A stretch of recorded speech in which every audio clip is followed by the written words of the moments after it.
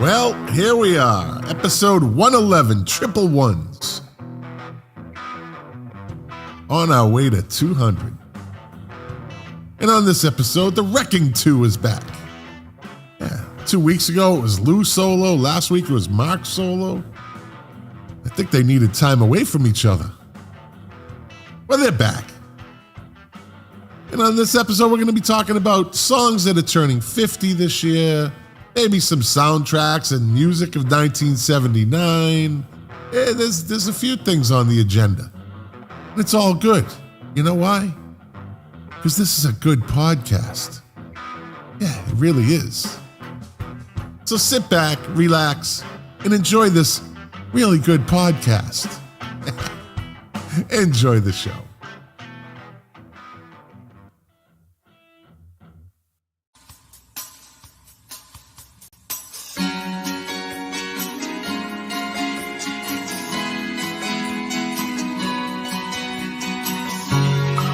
The KOFB studio presents Milk Crates and Turntables, a music discussion podcast hosted by Scott McLean.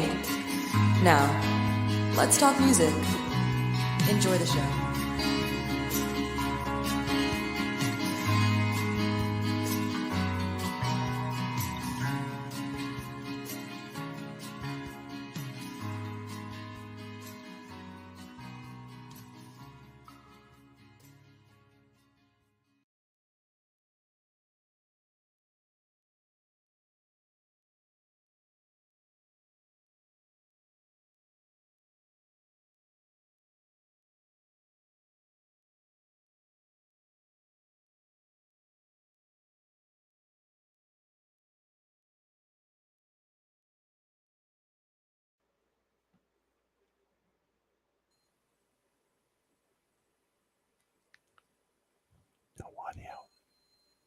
All right, let me start this all over again. I was texting you. Yeah.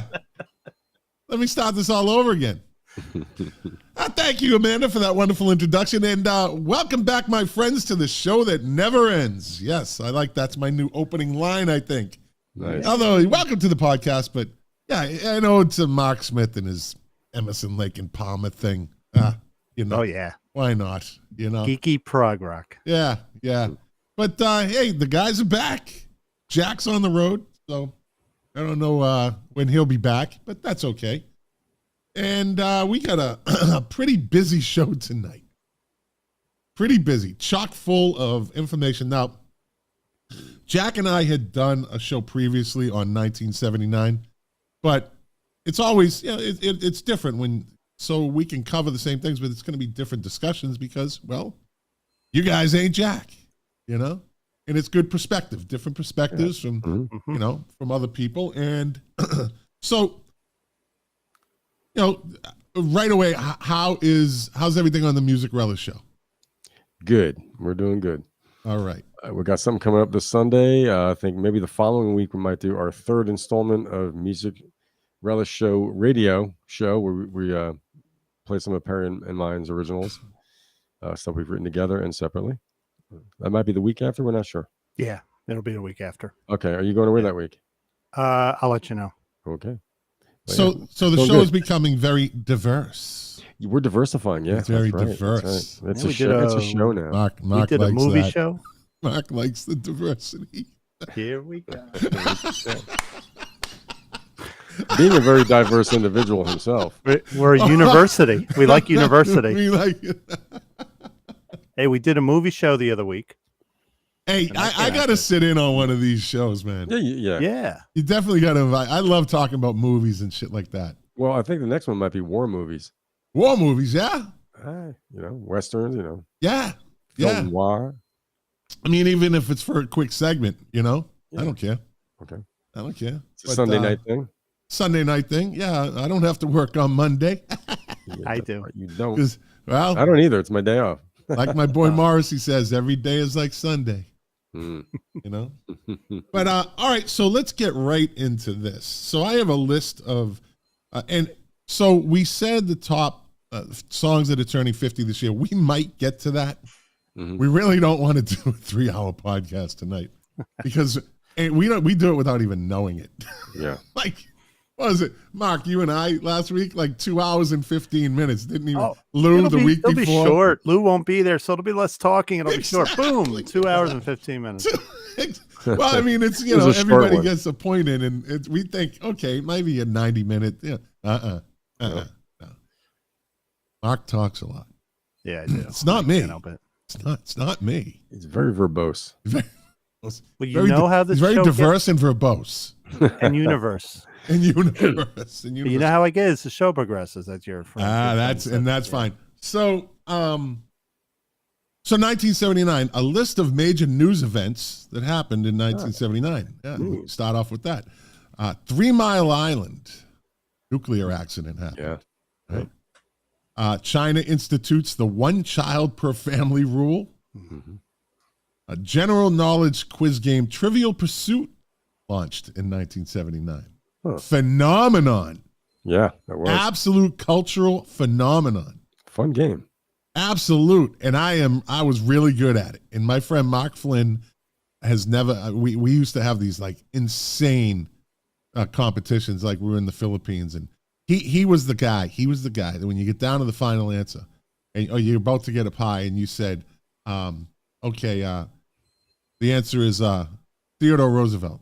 He'll say, how do you spell Roosevelt? He would get that petty. He'd be like, no, you need to spell the end. Like, it got to spelling. Like, he's that competitive. It was brutal. Now, he'd kill me in chess, but I beat his ass in Trivial Pursuit. Nice. He's a great chess player. Let's see. Pink Floyd released The Wall, right? We're probably going to talk about that in a little while. Me. The USSR invades Afghanistan. Afghanistan still undefeated. Yep. Yeah. Still undefeated. Afghanistan, Bananistan. Right. That's right. Afghanistan, Bananistan. That is from what? What movie? That's Woody Allen. Was it Bananas, was it? No. Are you sure it's from Woody Allen? I think it's a Woody Allen movie. I'm not sure. Was Nope, it it's not. It's a Casino Royale? Robert Redford movie. What movie? It was Three Days from of the Condor?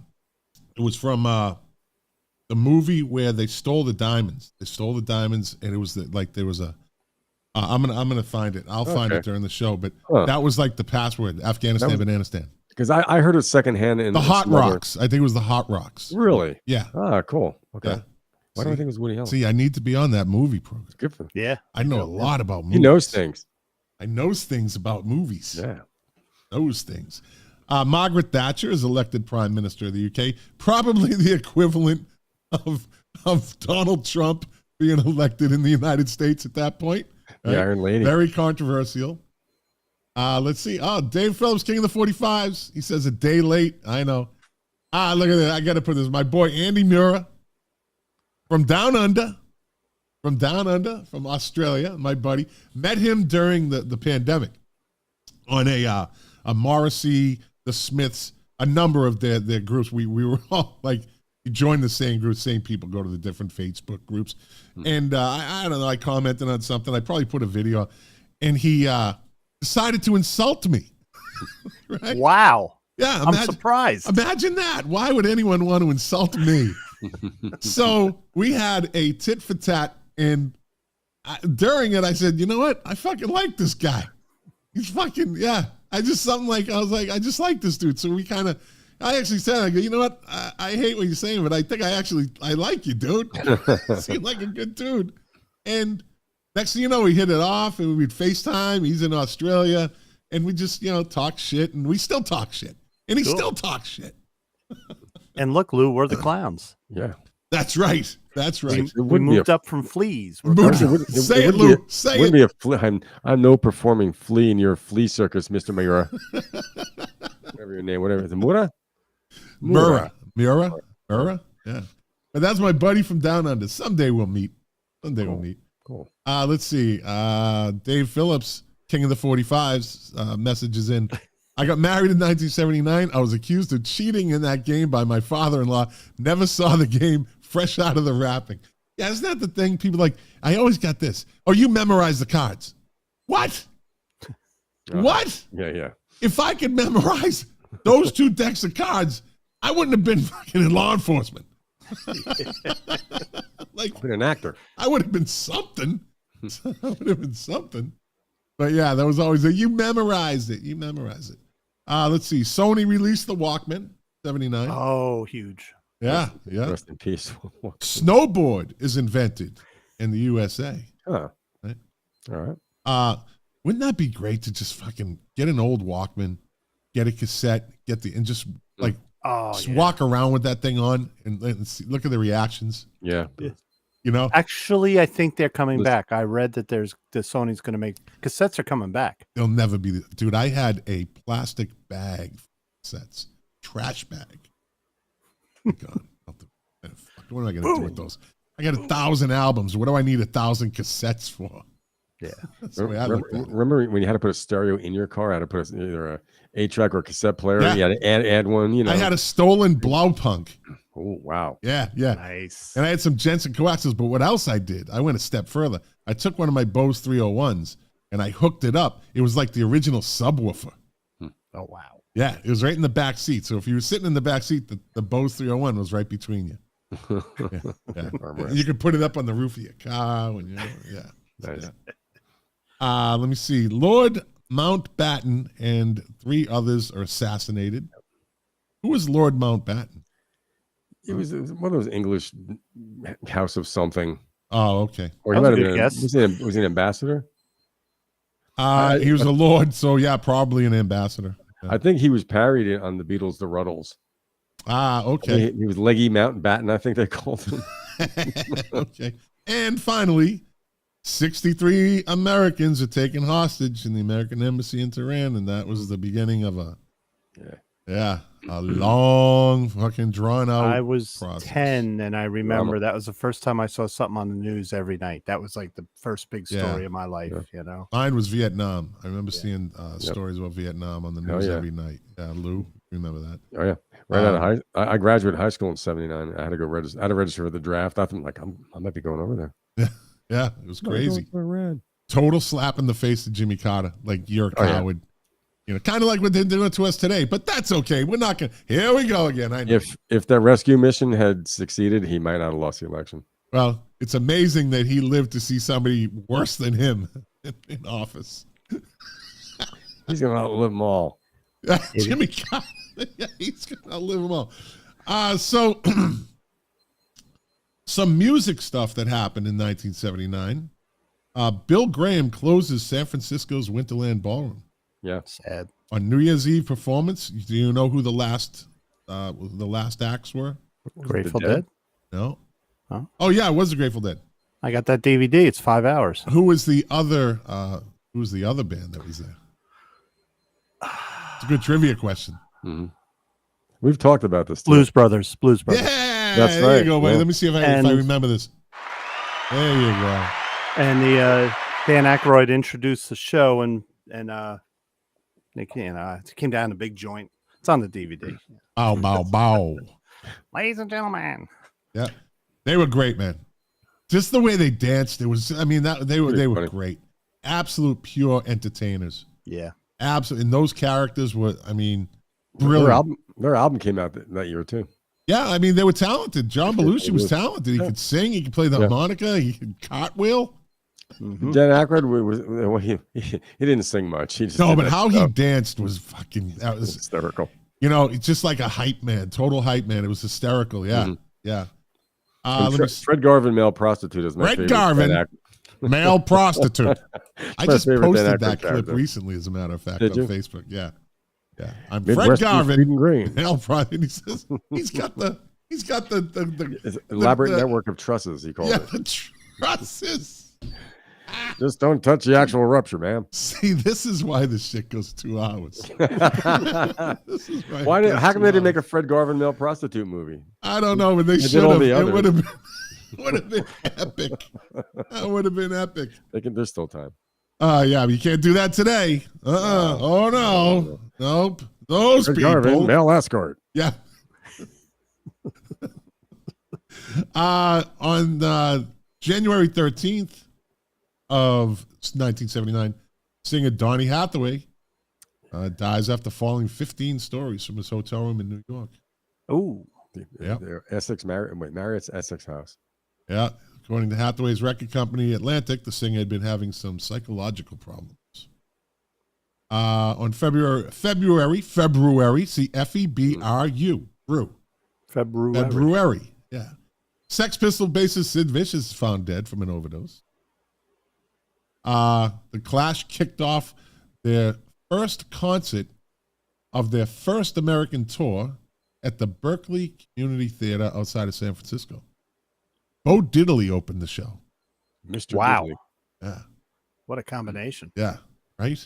That was the time when you had two different kinds of music. Like you would have an opening act that may not be like you. That was a great time in rock and roll. Yeah. And there was a lot of that. There was a lot of that. Yeah. Mm-hmm. Yep. This is an interesting thing that happened in 1979. Stephen Stills becomes the first major rock artist to record digitally, laying down 4 songs at the record plant in Los Angeles. Sadly, none of the songs are released. And Ry Cooder, of all people, becomes the first major rock artist to release a digitally recorded song. Of all people, Ry Cooder, like how obscure can that be? Yeah. Right? Was he all about the digital technology, or was it, probably was a guitar player, like, right? Ry Cooder was a guitar player?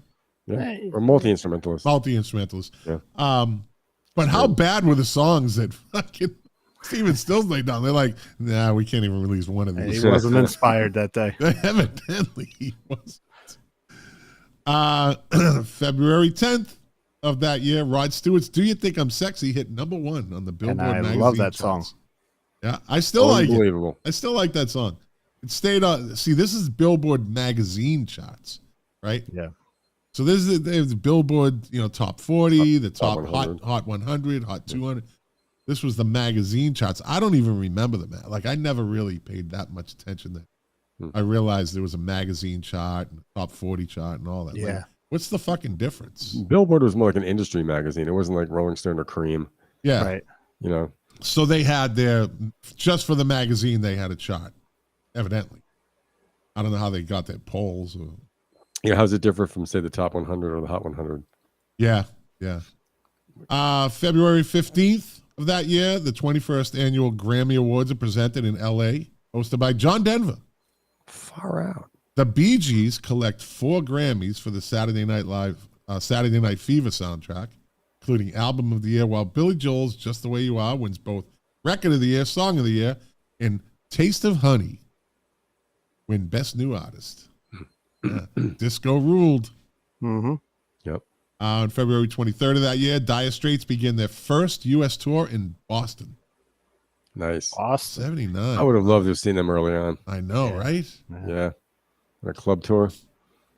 Then on March 15th, Elvis Costello gets into a heated argument with members of Stephen Stills' touring entourage. Stephen Stills was pretty busy that year. Touring entourage at the Holiday Inn in Columbus, Ohio. That's a shithole. You've been there, huh? I'd be angry too. After Costello makes disparaging remarks about America, he's punched by Bonnie Bramlett. Costello suffers a wave of negative press coverage after the incident is made public, which is what he was looking for. Yeah. Was that the time he also said something about Ray Charles? Yeah, in an elevator or something. That was the story that went around, right? So nice to see you or something like that. No. I think it was at that same bar incident where he called him a blind, ignorant N-word. Oh, that was. I mean, he had a smooth that out. That would have killed him today. He must have been drunk at the time. Oh, he was drunk. Yeah, he was drunk. It was that same thing. I think he was arguing with Bonnie and Delaney Bramlett, and I think that might have been that same incident, but that people heard it and that got reported. Yeah, it's funny because that's. Yeah, so that was 79, but yeah, so he had explained what he meant by that. But anyway. Would that be the same year? Back then it didn't matter. Like, I'm not saying the word didn't matter. I'm saying the publicity, because it goes away. Like, today, it lingers. We didn't have social media back then. Exactly. No computers, no nothing. So you only got what was written in the trades and what was reported on TV on one of the 3 channels that you watched. Yeah. Right? So how much attention was really paid to it? You know how much? Enough to get his name out there and people to go, oh, I'm going to listen to this guy now, right? Well, that was also his Angry Young Man period, his SNL appearance. Post-punk, his post-punk. Yeah, so it wasn't surprising to hear. I mean, yeah, that kind of was, but still, like, he got he got away with explaining what he meant. Is he in the Rock and Roll Hall of Fame? Good question. Right? No, his mouth is not beautiful. That's your criteria, it's not Scott. Pretty enough. No, well, no. And listen. That's you got the back to back Carly Simon and Sheryl Crow. I mean, greatest mouths in music history, if you ask me. I mean, Perry, we did a little trivia thing on our last show, and he sent me a picture on our group text, and it's a young Carly Simon. He goes, "Name who this is." I knew right away who it was. Just by the mouth. Yeah. It's true. It's true. See, no one ever thought of this until I started bringing this up. Now people, every time they, like if you hear me say it, now it's stuck in your head, right? You've given voice for a silent majority. Bunch of people want to say they just didn't do it. She got a great mouth. Yeah, she really does. We're talking Deliverance pretty, right? Is that what we're talking Although now, it was Carly Simon, so yeah, sure. As long as it wasn't Ned Beatty. It's not his mouth. Oh, man. But today it's the funniest thing is if you put Carly Simon and Steven Tyler in the same room, you don't know who's who. Yeah, really. It's true. They both look like that cool mom that lets you drink at the house. Yeah. Good point. Or in Steve Tyler's case, the lady at the laundromat. Let's see. March 27th of that year, Eric Clapton marries Patty Boyd. Finally. Stole his best friend, my best friend's girl. Layla. On April 2nd, this is a great not a stat, but it's a great piece of information, piece of music information. Here we go. This month. Todd Sockman every fucking week. I agree though. Where is Jack? I said Jack's on the road. So Todd, why don't you get on the road with him? He always demands entertainment. I'm here. Entertain me. I was on a roll, and they just I got derailed, and then Mark jumps in and helps. Jeez. All right, let me regroup. Hold on. Sorry. Okay, I'm back. This is a great little tidbit of information. Kate Bush on April 2nd. Kate Bush begins her first, and for 35 years only, tour. She becomes the first artist to use a wireless microphone, enabling her to sing and dance at the same time. I'm running up the hill. I'm running up the hill. See her jumping around on stage like fucking Swan Lake. Really? Singing. Wearing a chiffon dress. But that's pretty interesting. And I think when Jack and I have talked about her, she never toured. Like, she's like, I don't need it. And look at it. I mean, is it stage fright or just disdain? She's like, I'd rather just make music in my house or in my studio and my family, and just I'll put my music out. And she had carte blanche to do whatever she wanted with the record company. She was one of those rare birds that they said, do it your way. Do it your way. Wow, lucky. Yeah. That's because they had A&R people back then that would hear an artist and be like, well, before her, you had Betty Davis, the queen of funk. She had that privilege. They have to see these people and go, all right, just you got to let her do her thing. Yeah. Like, we're not fucking with this, mm-hmm. And it was rare when Betty Davis did it, but it was, even probably less rare, but still rare when Kate Bush got that. It'd be an interesting fact to find out how many women got that opportunity to control their own albums, their own music. Like Jackie DeShannon going back to the 60s, because she was such a songwriter, prolific songwriter, that, I don't know if she produced them, but, she probably had a voice. Right. But like, carte blanche. Yeah. And then to not tour, tell the record companies, no, I'm not touring. I'm not they promote want you to tour, yeah. Let's see. Here we go. Sergeant, Captain, Major, General, Chief Sockman. I was backpacking in Europe in 1985 and Running Up That Hill was being played everywhere. Did I really have to read that? I thought there was something to this. The fuck cares that the song was popular while you were... Oh, I know what this is. I know what this is. What do you think it is, guys? What do you think it is? Hey, look at me. I backpacked in Europe. Look at me. I'm Todd Sockman. I've never backpacked in Europe. I never backpacked in Europe. Yeah, it's kind of me. I don't know. I never stayed at a hostel. Look at my cringe is that like Jack every time I do that. Just saying. I'm just saying.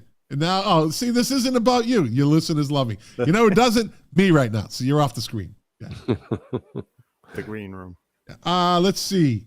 April 7th, 110,000 people attend the California Music Festival in LA at Memorial Coliseum.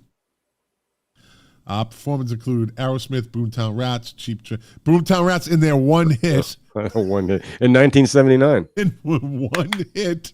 I hate that song. Cheap Trick, Ted Nugent, and Van Halen. I'm not putting your comment up, Todd. I'm not doing it.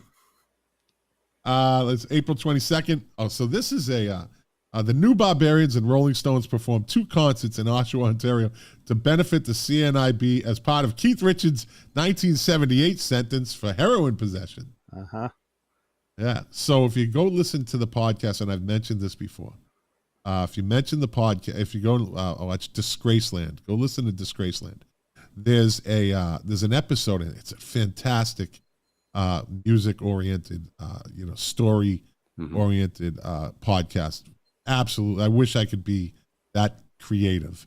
Highly produced, which I don't particularly like, but it's a very good podcast. My style of doing it isn't, but it's very, very good. And it's about the Rolling Stones and the Prime Minister of Canada's wife. Like, you'll see the title in there. And it gives you the breakdown of the song "The Girl with Faraway Eyes." They absolutely, toward the end of it, they gives you the whole where that song came from, and it actually does have an origin, and it's based on a real girl. Okay. Yeah. So, Disgraceland podcast, the one with it's a couple years old, so you'd have to go back in their archives in their early I subscribe to it on your advice. Yeah, it's really good, man. Let's see.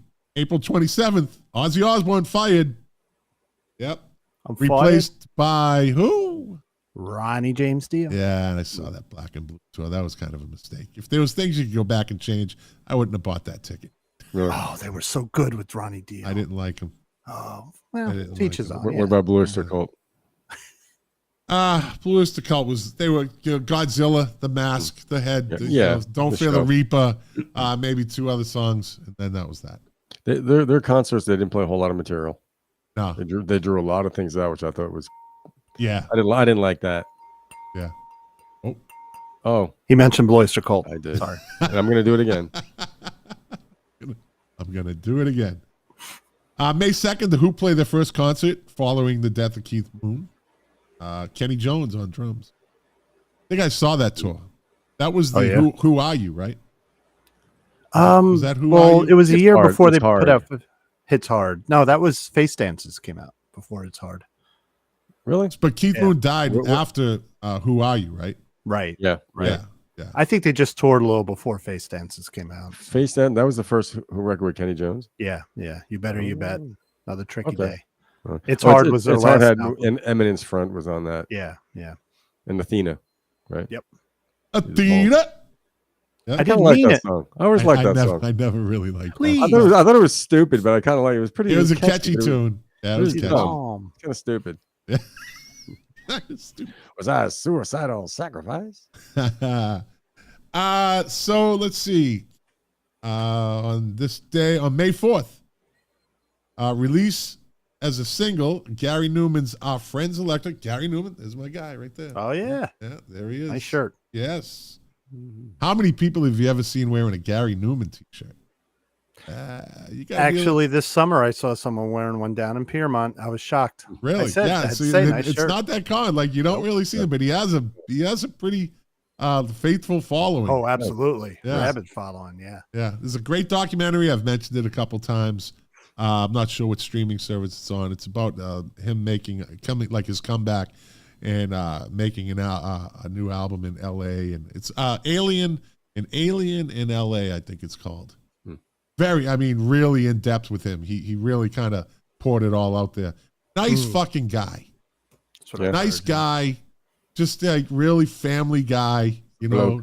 Was very intimidated by the success. Oh, really? Little issues with his father, I think, and but yeah, he was never really comfortable.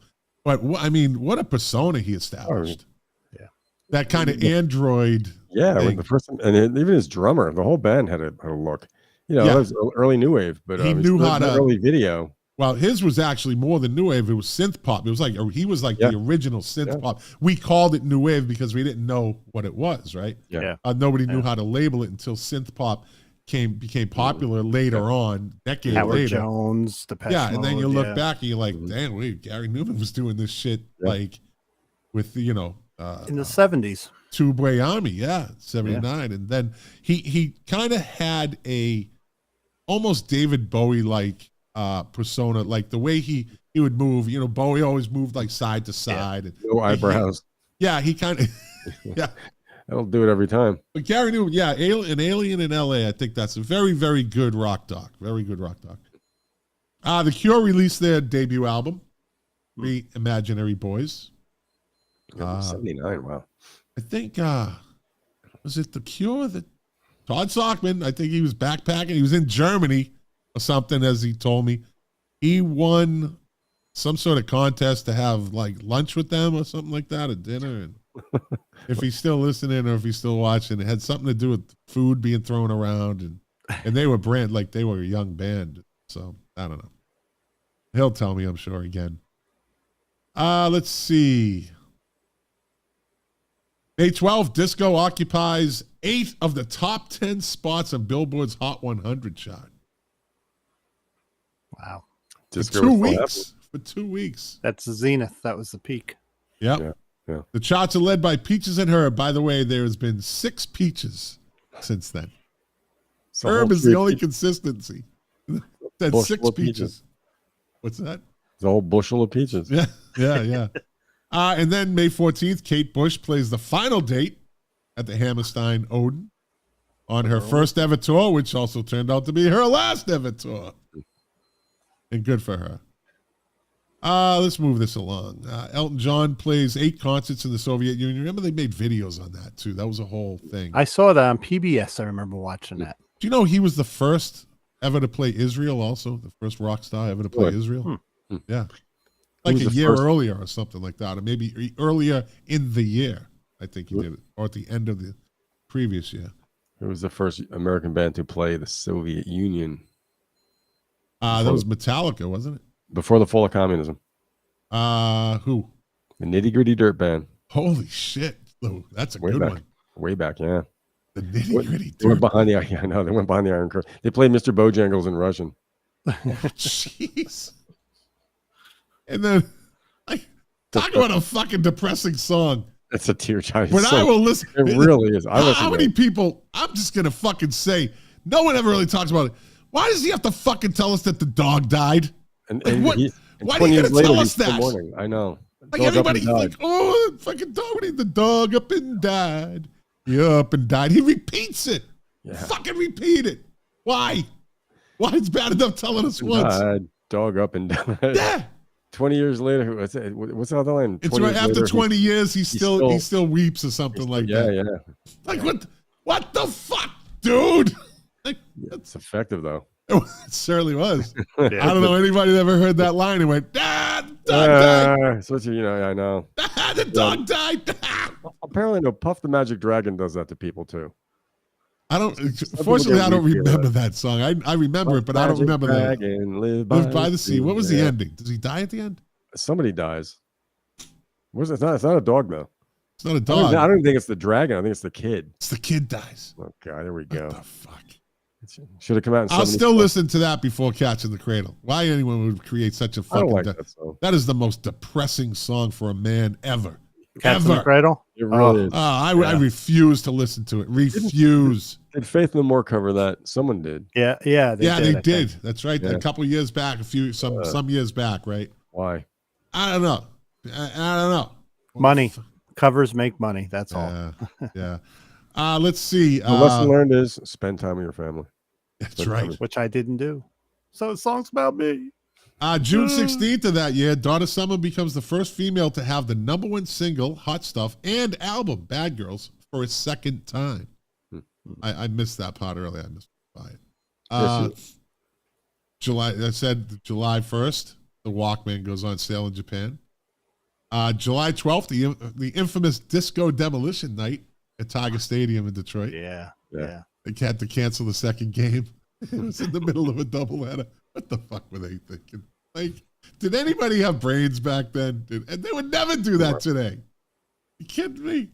Blow up fucking 10,000 albums or something. What? Let me see. July 14th, Donna Summer, for a third time in an 8-month period, scores a #1 single with Bad Girls, staying atop the charts for 5 weeks, and a #1 album of the same name, which also topped the Billboard 200 for 6 weeks. That was her year. The fucking queen, man. Yeah. That was she. No one, I don't care whoever came along after her, she was doing shit that Madonna could never, you know. Yeah. They did it eventually, but she was like, here, hold my fucking wine. Mm-hmm. It wasn't just good songs, it was her attitude. It was just great. percent. Boston Girl. Yeah, Boston Girl. Oh, yeah? Yeah. I didn't know that. Yep. I didn't either. No. That was July 14th. July Just 20th. had it naturally. It wasn't. There's no. There's outfits and stuff. Good Presenters. singer, good disco, good. Just had that raw talent. Not bad to look at, right? No, It really wasn't bad to Not at look all. at. You know. Very sexy. And then a week later, with Bad Girls, both single and album, Donna Summer's success continues as she becomes the first female artist to sit on top of 3 major Billboard charts: the Billboard 100, the Hot Soul Singles Chart, and the Billboard 200. Disco dominates the Billboard Hot 100 chart with the first 6 spots, beginning with Donna Summer's Bad Girls, and 7 of the chart's top 10 songs ending that week, all disco. Let's see, July 28th. This is good. Aerosmith and Ted Nugent headlined the World Series of Rock at Municipal Stadium in Cleveland, Ohio. Like, how come these things never really, like, did the promoters just drop the ball on these things? Like, I never heard about it. Right? The World Series of Rock. You get all these big bands. There's no reason, like, it couldn't have happened again and again, right? Right. Unless they were just going for the quick money grab. Also on the bill, Journey, Thin Lizzy, AC/DC, and the Scorpions. Following the concert, Aerosmith guitarist Joe Perry quits the group after an argument with the bandmate. They were all fucking drug addicts. Oh, well, man, those two were. That was a rough year for Aerosmith. Oof. Yeah, it was. Yeah, it was. August 6th, Bauhaus releases the debut single. This is all in 1979 if you're joining this late. Bauhaus, see, they were around in 79. Bauhaus. Wow. Yeah. Peter Murphy, right? Lead singer. Releases the debut single, Bela Lugosi's Dead, considered to be the first gothic rock release. There's a video of him in concert. That's Jack's wife's favorite band, Bauhaus. And Right. Bela Lugosi's Dead, I think, is like her favorite song. And there's a video, if you go check it out, Bauhaus, Bela Lugosi's Dead, where it's a live show. And Peter Murphy comes out from the side of the stage hanging from his feet with his fucking hands crossed over his chest Like a bat. and sings the whole fucking song like that. How do you not pass out? Yeah, really. You got blood rush. to your Granted, head. he's like 130 pounds. Right? All right, let's see. We got some people that commented in. They have to. Come on, the young boy grows up and refuses to play with the dragon anymore. Oh, that's what it is. He doesn't die. Okay. Yeah, That's what people are getting all weepy about? Yeah. Oh, well, okay. All right, here's another one. Mike Masello, I love your podcast. I love to listen while I'm swirling my chest hair, staring at a clogged toilet. You know what? It doesn't get any better than that. That is the best compliment this podcast has ever gotten. Look at that. Look at that. We make men swirl their chest hair. And the clogged toilet is just icing on the cake. Oh, sure. Yeah. Visual. It doesn't get much better than that. I see matted up toilet paper, lumps of that just lingering in a bowl. You know, just the imagery. So my question is this: Does Mike clog his toilet on purpose right before the podcast? And with what? And then just goes in and like takes his shirt off, right? No, Mike obviously is. He has his iPhone on the sink, He's taking right? pictures. It's in the sink with a little echo in there, right? Mhm. And he takes his shirt off and he just puts his fingers through that fucking Tony Manero chest of fucking hair and starts swirling, staring at the clogged toilet that he did on purpose just for the podcast. Attica. Is that? I think, you know what, Mike? Good for you, buddy. Number one fan right there. That's dedication. That's dedication. All right, where was I? Enough of him and his chest hair. Here we go. All right, here we go. Mike is going. I would like to invite you all to my mannequin party this weekend. 16 mannequins rigged to slap us. The mannequins are all different colors. It's a melting pot of mannequins. I'm there. Oh yeah, I'm there. Dude, I'm bringing wine. That's Touching my inner Dahmer with this. But the question is this. This is the question. Are the mannequins clothed or not? Oh. So there's a big, if they're clothed, I ain't going. Okay. Nothing but a naked mannequin is going to slap me. That's it. I will not be slapped by a mannequin with clothing on. It's not, I'm just above that. Well, I have been, and it's not fun. Just putting that out there. Were you the guy at Target in New Jersey with the mannequins? Was that you? No. Oh, that was not me. I live in New York, Scott. All right. Okay, good. I'm glad to hear that. Did you see the Dahmer TV series? What are you saying, Scott? I'm off. I'm out of here. Bye. I'm out like Jack. September 1st of 1979, In Excess performed in public for the first time at a Another band in the hotel 70s. in New South Wales. Yeah. Wow. There we go. See, I get into it with the fucking listeners, or the viewers. The mannequins all come from a closed Kmart store. They will all be wearing retro clothes. It's a retro mannequin party. I'm sorry, and I won't be there.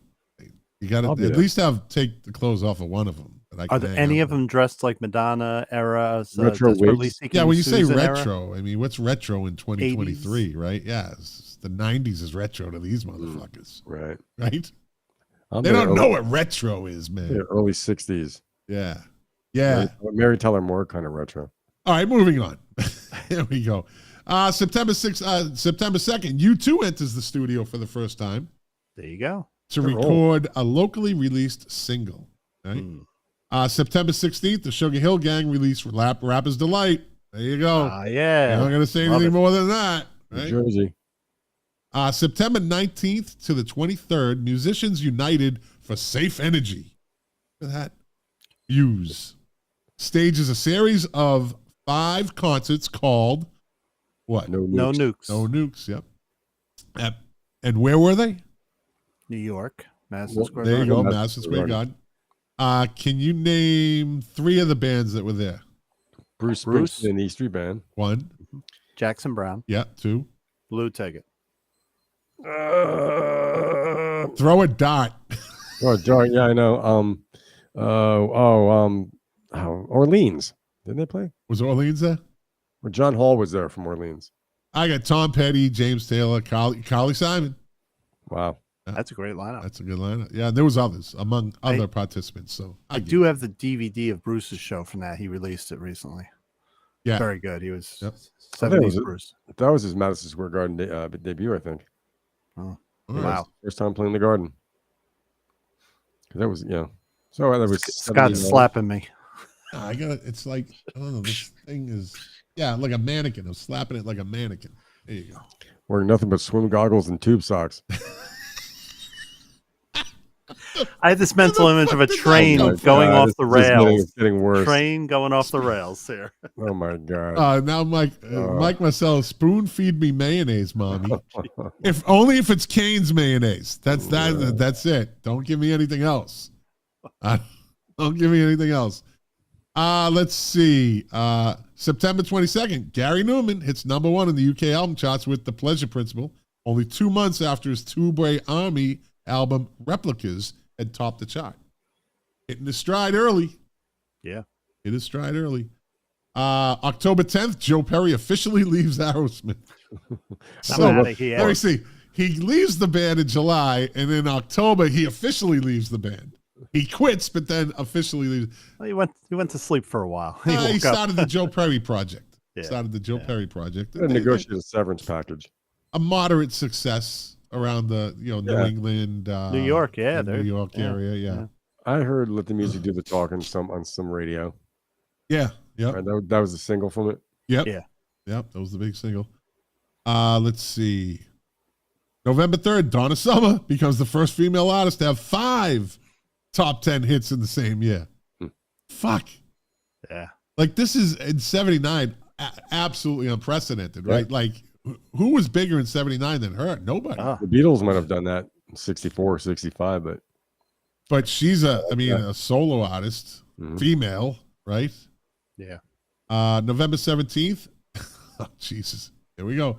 Donna Summer, for a second time, has 2 songs, Dim All the Lights at number 2 and No More Tears, Enough is Enough with Barbra Streisand at number 3 in the top 3 of the Billboard Hot 100, and the first female to have 5 top 5 hits in the same year. Jesus. November 24th, with No More Tears, Enough is Enough hitting the top spot, Donna Summer becomes the first female artist to score 3 number 1 singles in a calendar year on the Billboard Hot 100 charts. Holy fuck. This is the Donna Summer show. Absolutely. Gary Numan and Donna Summer. With a couple of Stephen Stills thrown in there, but those weren't really good stories for him. They didn't end well. Let me see. Bill Haley in the comments on November 26th performed at the Theatre Royal Drury Lane for the command performance for Queen Elizabeth. It was Haley's final recorded performance of Rock Around the Clock. My mother saw him in concert. That's cool. Yeah. Oh, wow. Yep. I also think that's got one of the best guitar solos in rock. Yeah, absolutely. Absolutely. November 30th, what album came out on November 30th, 1979? We're going to be getting to albums in a minute here. We're getting close. Give me time. Don't cheat, Mark. Don't look. I saw you peek down.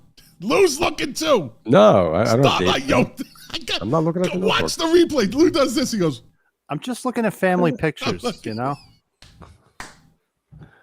My phone's out of reach too. But I can see a notebook right on the screen. But I don't have what was the first album? What was it? It's not Scott, he has everything in that notebook. He doesn't need his phone. November? Yeah. If November you hear 30th. if you hear this, just like tell him to stop because he's looking. He's like, you can see it though. Tom Petty and the Heartbreakers, Damn the Torpedoes. No, Mark, give it a guess. Pink Floyd, The Wall. Hey! Yeah. Are you serious? Yeah. One of my Mark favorite Flynn. album. Mark Flynn said The Wall, but he Googled it, so. No, he said La Wall. Yeah. Wall. Yeah, see, if this was Trivial Pursuit, that would be wrong. Because number 1, you spell the wrong. How do you fucking spell the wrong? I gotta leave the show now. How do you spell the word the wrong? Who the fuck does that? I'm sorry, but me and Luke got to leave this show. This is getting out of control. This if is you're reading fucking. this shit. How do you spell the word the wrong? He said THLE. And then he says wall with a small W. Nah, you are not the king of Trivial Pursuit. That's why I always beat him in Trivial Pursuit. Hey, Lou, you want a jar of pickles? Oh, man. No. Read up one comment. I want to dip Lou's finger in a jar of pickles and suck on it. I'm going to go get some pickles. I'm going to eat them during the show. Take a finger, Mike. I got 10 of them. Oh, my goodness. Lou became a target. He focused on Lou. It depends upon the type of pickle. Lou, you got a stalker, Lou. You got a stalker. Oh, man. And then Mark Flynn says, I'll take fuck you for a blue pie. You want to talk about pie and this dude? Jesus. I got a picture and I will send it to you. So he came to my house, stayed at my house one time, right? And it was I don't know, it must have been around the holidays or something. And there was like a pumpkin pie, right? Pumpkin pie. And there was one slice cut out of it. This is a fucking true story. I have the picture to prove it. And I came out later on and I go to take the pie out. And so there's the cut, right? There's one. And then in the middle of the pie, like on the opposite side of the cut, he fucking cut a chunk of pie. And so it was like, it was like if you cookie dough'd, like with a stamp, right? It's not even connected. Like the two cuts aren't even connected.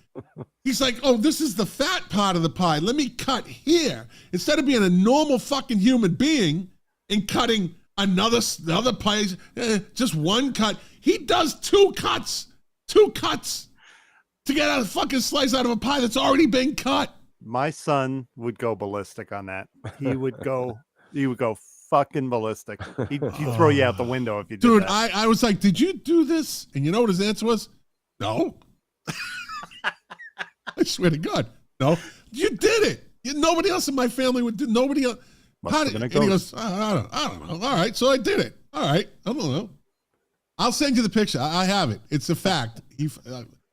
Anyways, now we're definitely getting a long show this tonight. No, we're almost done with this. I got to be at work in 2 hours. I know. It was a sad day, December 3rd. Oh, okay, wait a minute. So let me see. December, in December, Iron Maiden was signed by EMI. They hired Dennis Stratton as a second guitarist. Mm-hmm. Right. Then on December 3rd, the Who concert, Cincinnati. Oh yeah. People trampled. 11 people. 11 fans, 26 hurt and dead. Then on December 26th, right after they get signed by EMI, drummer Doug Sampson is replaced by ex-Sampson drummer Clive Burr. Yep. Yeah. Then let's see. Clive Burr. What? Okay. What? He was on their albums up till Number of the Beast, and then he was replaced by Nico McBrain. Okay. Yeah. Yeah. I just got a Bunker from Jethro Tull. Oh yeah.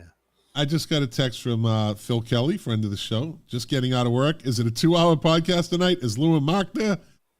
No and yes. No and yes. I might make a tuna sandwich. I'm gonna get pickles though. I'm definitely gonna get a pickle. Yeah, sometimes I like the pickles on the tuna. Sometimes I do. I'm just gonna have a pickle in front of Lou. Oh, okay. Yeah. Yeah.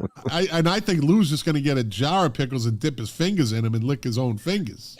Now he's going to swirl his chest hairs with that thing. Lou's going to start doing pickle porn for Mike Marcello. Pickle porn. He'll pay you. Lou, he'll pay you. We're talking gherkins, dill, bread and butter pickles, you name it. He'll pay you. There. He'll fucking pay you. Pickle relish. Go on fucking OnlyFans. Go on OnlyFans. Set it up an account. Oh, God. Come on. Mike Marcello would be, dude, you wouldn't have to work anymore. Shit, that's tempting. Dude. He'll be in his bathroom listening to the podcast, twirling his fucking chest hair, watching the clogged toilet, and listening to the podcast about watching you. You guys made me do it. No, that's Mark Guzzles. Jeez, there he goes. Now, is a toilet clogged because there's a mannequin head in it? Okay. Oh, all right. Boy. Oh. All right, let's move on. Let me get it. Mannequin hair. That's it for the end of the year. They did the Camp Uchia thing. I have that record. I do too. December 26th to 29th, concerts for the people of Camp Uchia in Cambodia.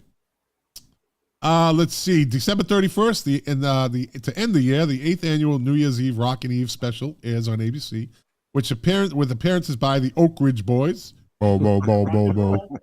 Village People, Chic, Blondie, and Barry Manilow. Yeah. Wow, what a lineup. Star-studded lineup. Yeah, man. Yeah. And let me see. Also, that happened in 1979. Michael Schenker leaves Scorpions during the tour in France. He was replaced by Matthias Jabs. Yeah. No, 1979, he was replaced by, yes, I'm sorry. I was going to say, are you fucking correcting me? What? Yeah, he was. What? About the Scorpions? What? No, actually, I'm not a huge Scorpions fan. I like Scorpions, but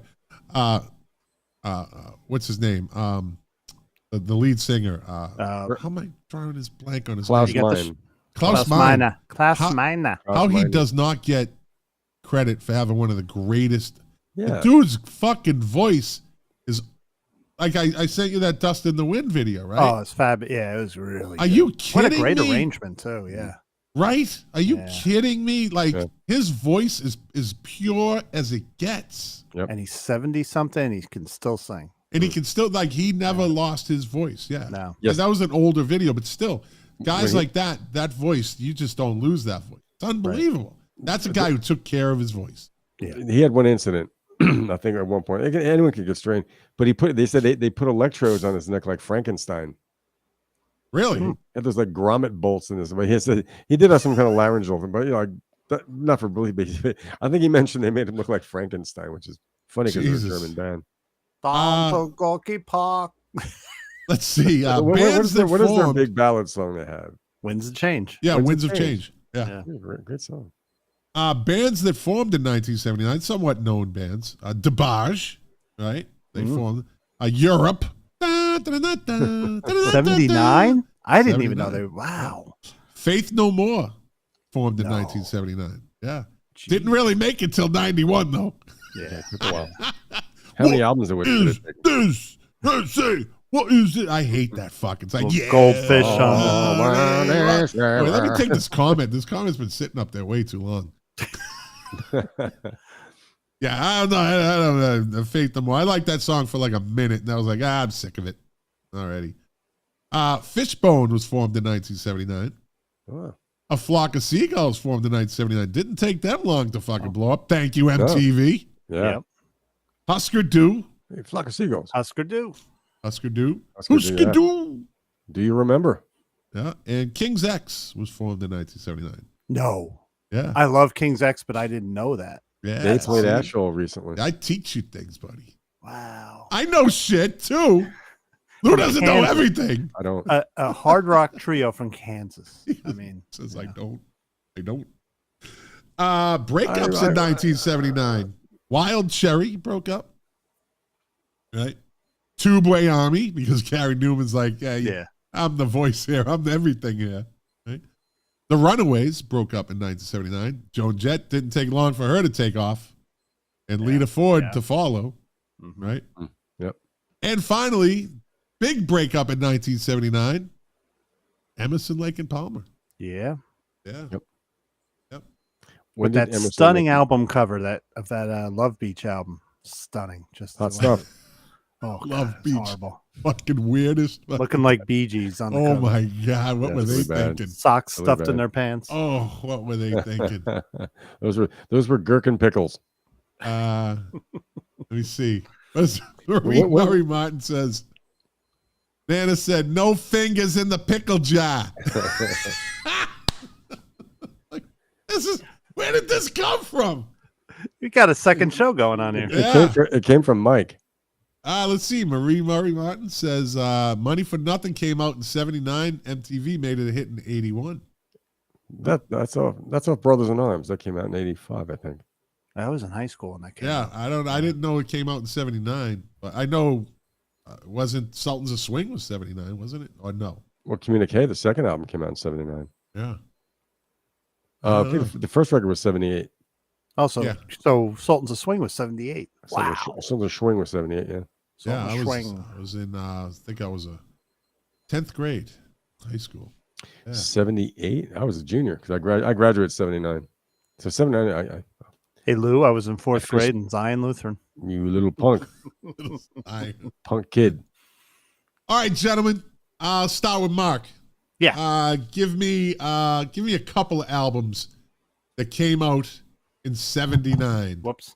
Okay. Well, obviously, one of my favorite albums of all time, I'm going to say The Wall. Right? And then, and I'm being prejudiced here, it's albums I like. I'm not just going to mention an album if I didn't like it. Prince's debut. Ah. Mhm. Another one that goes back to the 70s, you know? Yeah. Yep. So for the people listening and people watching, I had done this before, but I just figured tonight I would do this segment. I did the segment prior and let these guys, because we're all going to have the same albums possibly instead of just kind of going. So I'm going to let Mark and Lou, and then I'll just comment as we go. So Okay. it doesn't look like I don't know anything. You're the king. That's right. You know everything. King of Facebook. That's right. Yeah. I'm not going in Get the that. green room tonight. I am going to be a You've good been boy. good so far. You made it in almost an hour. Yeah. Yeah. I love you, man. There you go. Hey, Lou, give me a couple albums. Okay, Pretender's debut album. You know where I stand on that one, I do. buddy. What's a classic debut album, man? So fucking good. Yep. When I first heard them, I'm like, who are they? Who is she?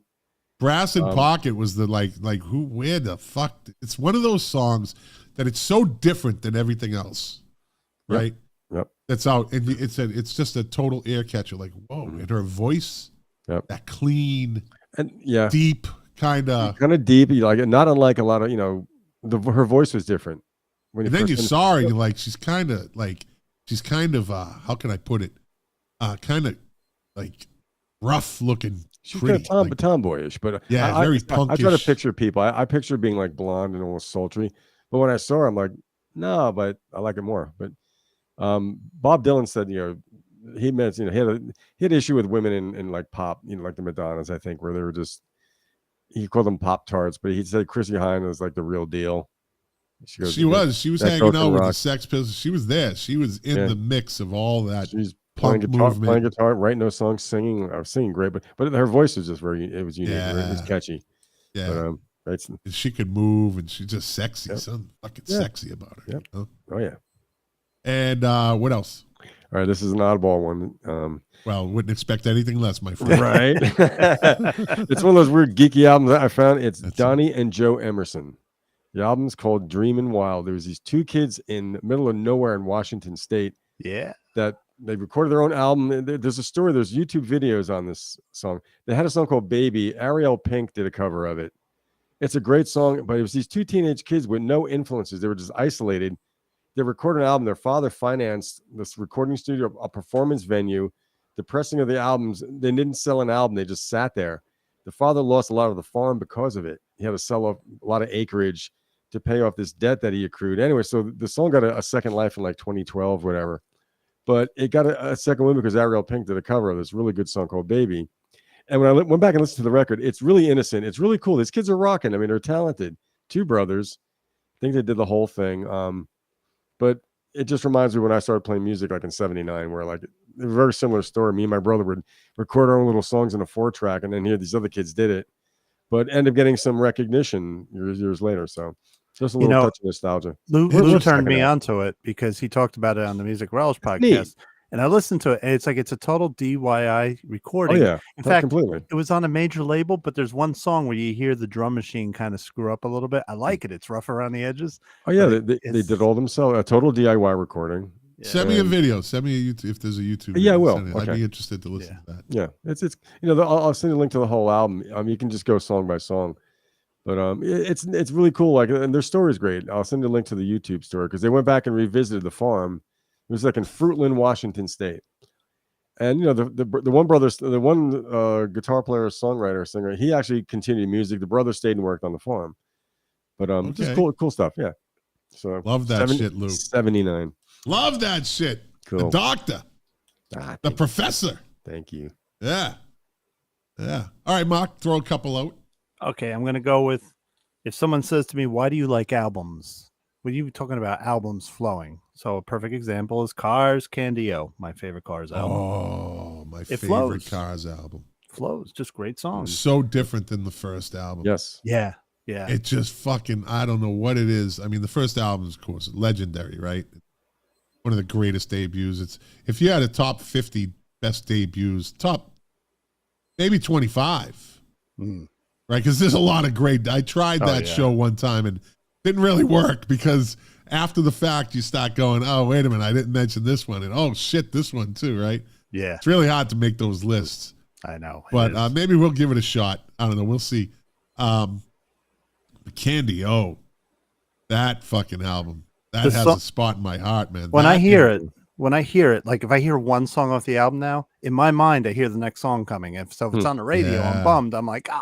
Come on. Again, so different than the first album, different than anything else that was really out at that time. They were just like on fire. I've been hearing tracks from that record recently too. Yeah, more so in the first couple records and latter stuff. But that second record, I never, in retrospect, and hearing it get except for Candy-O being played any other songs, Yeah, but that and I believe Van Halen 2 came out in '79 also.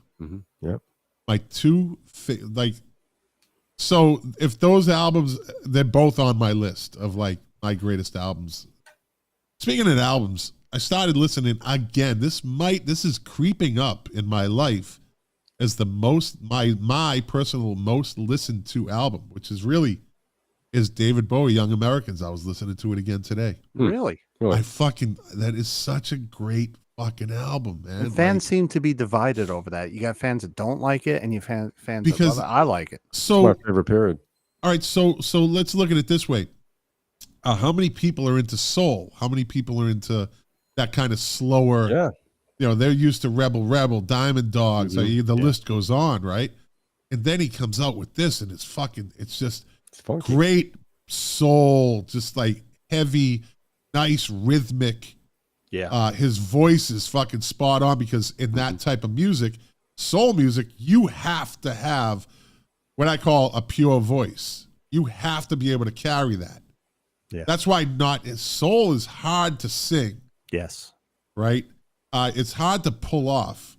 You And can't that's fake it. why it's not a huge, anybody can be a fucking rock singer. You're going from screaming into the mic. Does Mick Jagger really have a great voice? You know what I mean? Theoretically, no. Or is his voice good for the type of music that they play? It's his delivery. Right? So he's a pack. Bowie, though, he went in such a different direction Yeah. with that album. I mean, fucking opposite sides of the spectrum. He only did it for one album. And He it's changed such immediately. Yeah. I listened to it again today. I'm like, that is creeping up as one of my most played albums. Yep. Get a chance, people. Listen to it and settle into it.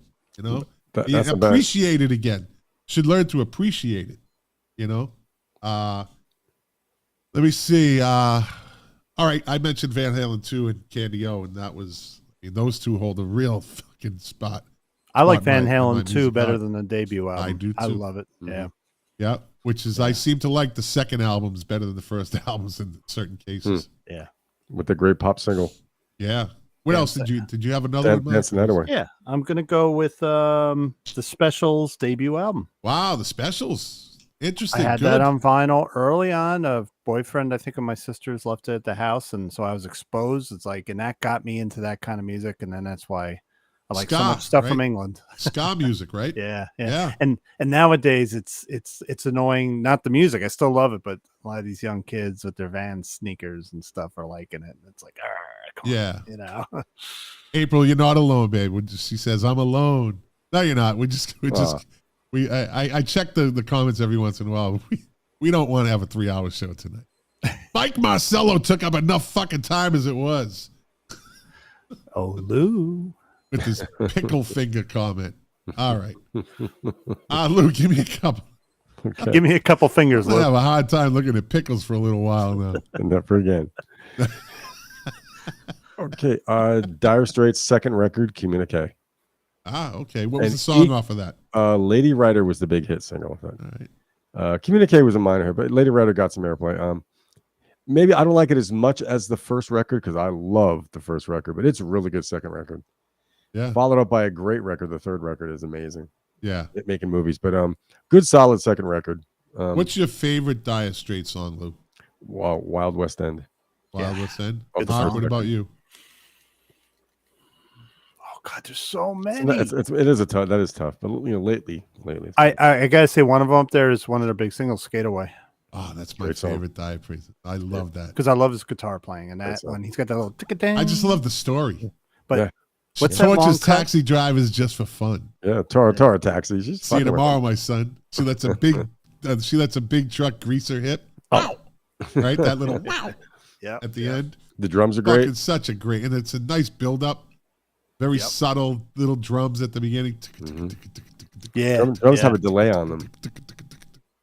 Yeah, great fucking song. They recorded that in recorded that in New York. She's making movies Give me Ivy, I on think. location. Yep. Yeah, great song. Romeo and Juliet's on that record. Yep. Another great one. Well, all right, Lou, give me a couple. Okay, so Fleetwood Mac, Tusk. Oh, actually, that was my second one. Communiqué was the first. Tusk, I mentioned that one. Don't tell me that you love me. I didn't like that song when it first came out. It was so not Fleetwood Mac to me. A lot of people didn't like it. It was a left turn, that album. Big left turn. Yeah. And they did the whole USC band on the video. Yeah. they- Stevie leading Yeah. baton. Yeah, I wasn't a big fan of that. It took a while to grow on me. That song. It's one of those things you got to just learn to appreciate it. Hmm. I don't like Sarah. Oh, I No? love that song. No, I don't. I love the drums on it. He's great. I don't know. That single never did. I thought Tusk was a pretty cool song when I heard it, but the album itself, it took a long time for me to listen to it. Yeah. I wasn't a big Fleetwood Mac fan. Even like Rumors, I didn't have it, but I heard it. What was that, Mark? Sarah. Sarah. I love Stevie she Nicks. stole that one. I too. love Stevie Nicks. Yeah, she did. She did. She got a plagiarism suit for that. Yeah. Oh, really? For Sarah, yeah. Ah, I think I remember that now that you She mentioned had to it. settle out. I got a court on that one. Now, what did she plagiarize?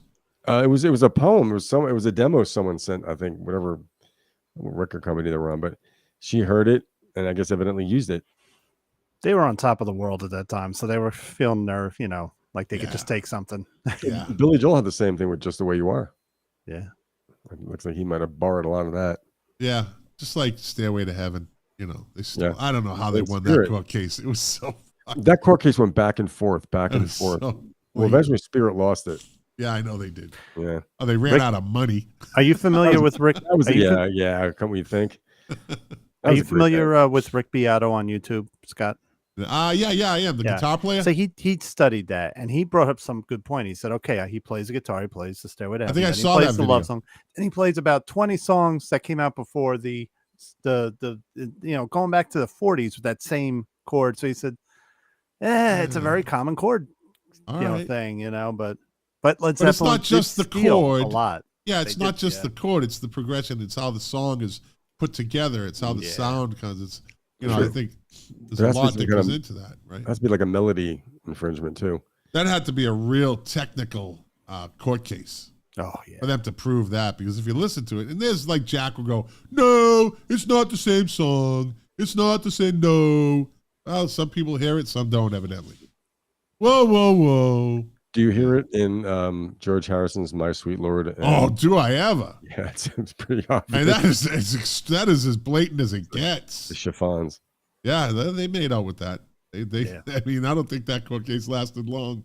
No, he settled, but he ended up buying the rights to that song.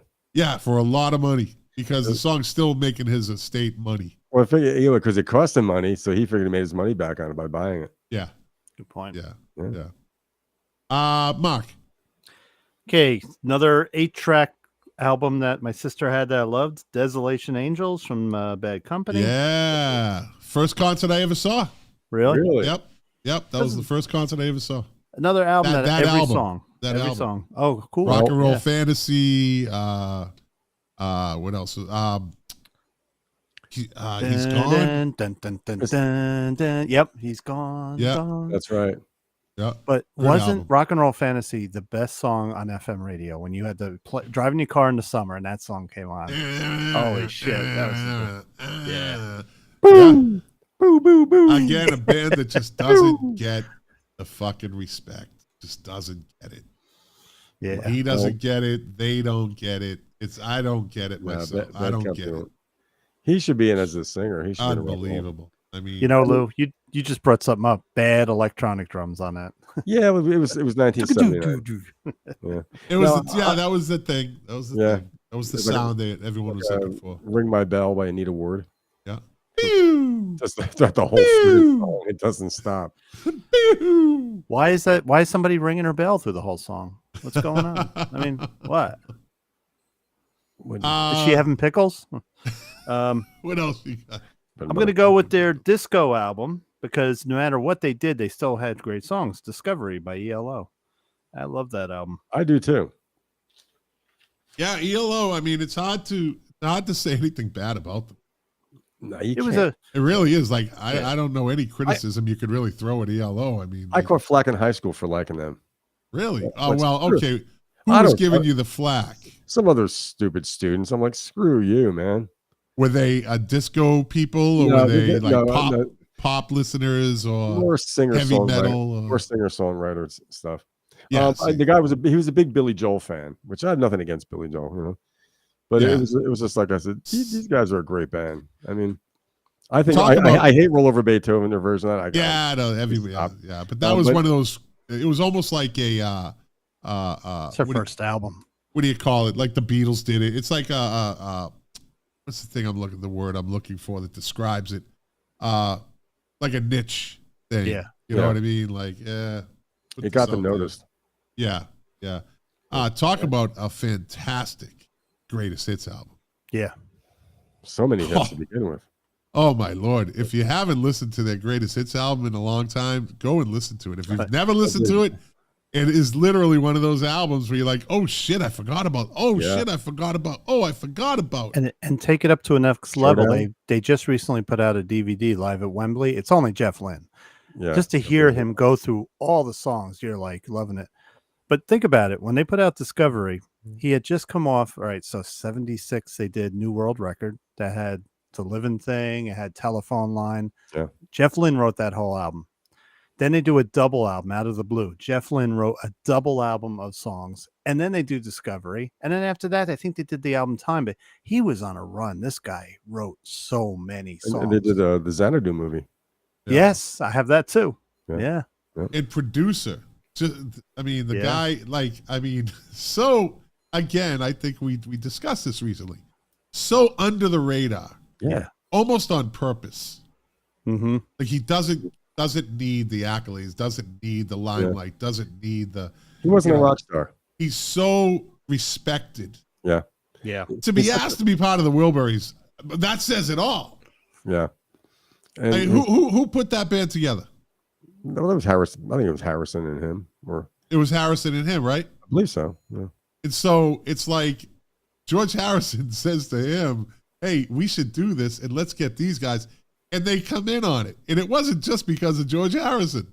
I got Bob Dylan in it. Bob Dylan, Tom Petty, Roy Orbison. I mean, here we go. The AI is him. Barry Danovich. Yay. Yeah. No wonder the Beatles like Jeff Lynne so much. Even Lennon liked Yellow. Yeah.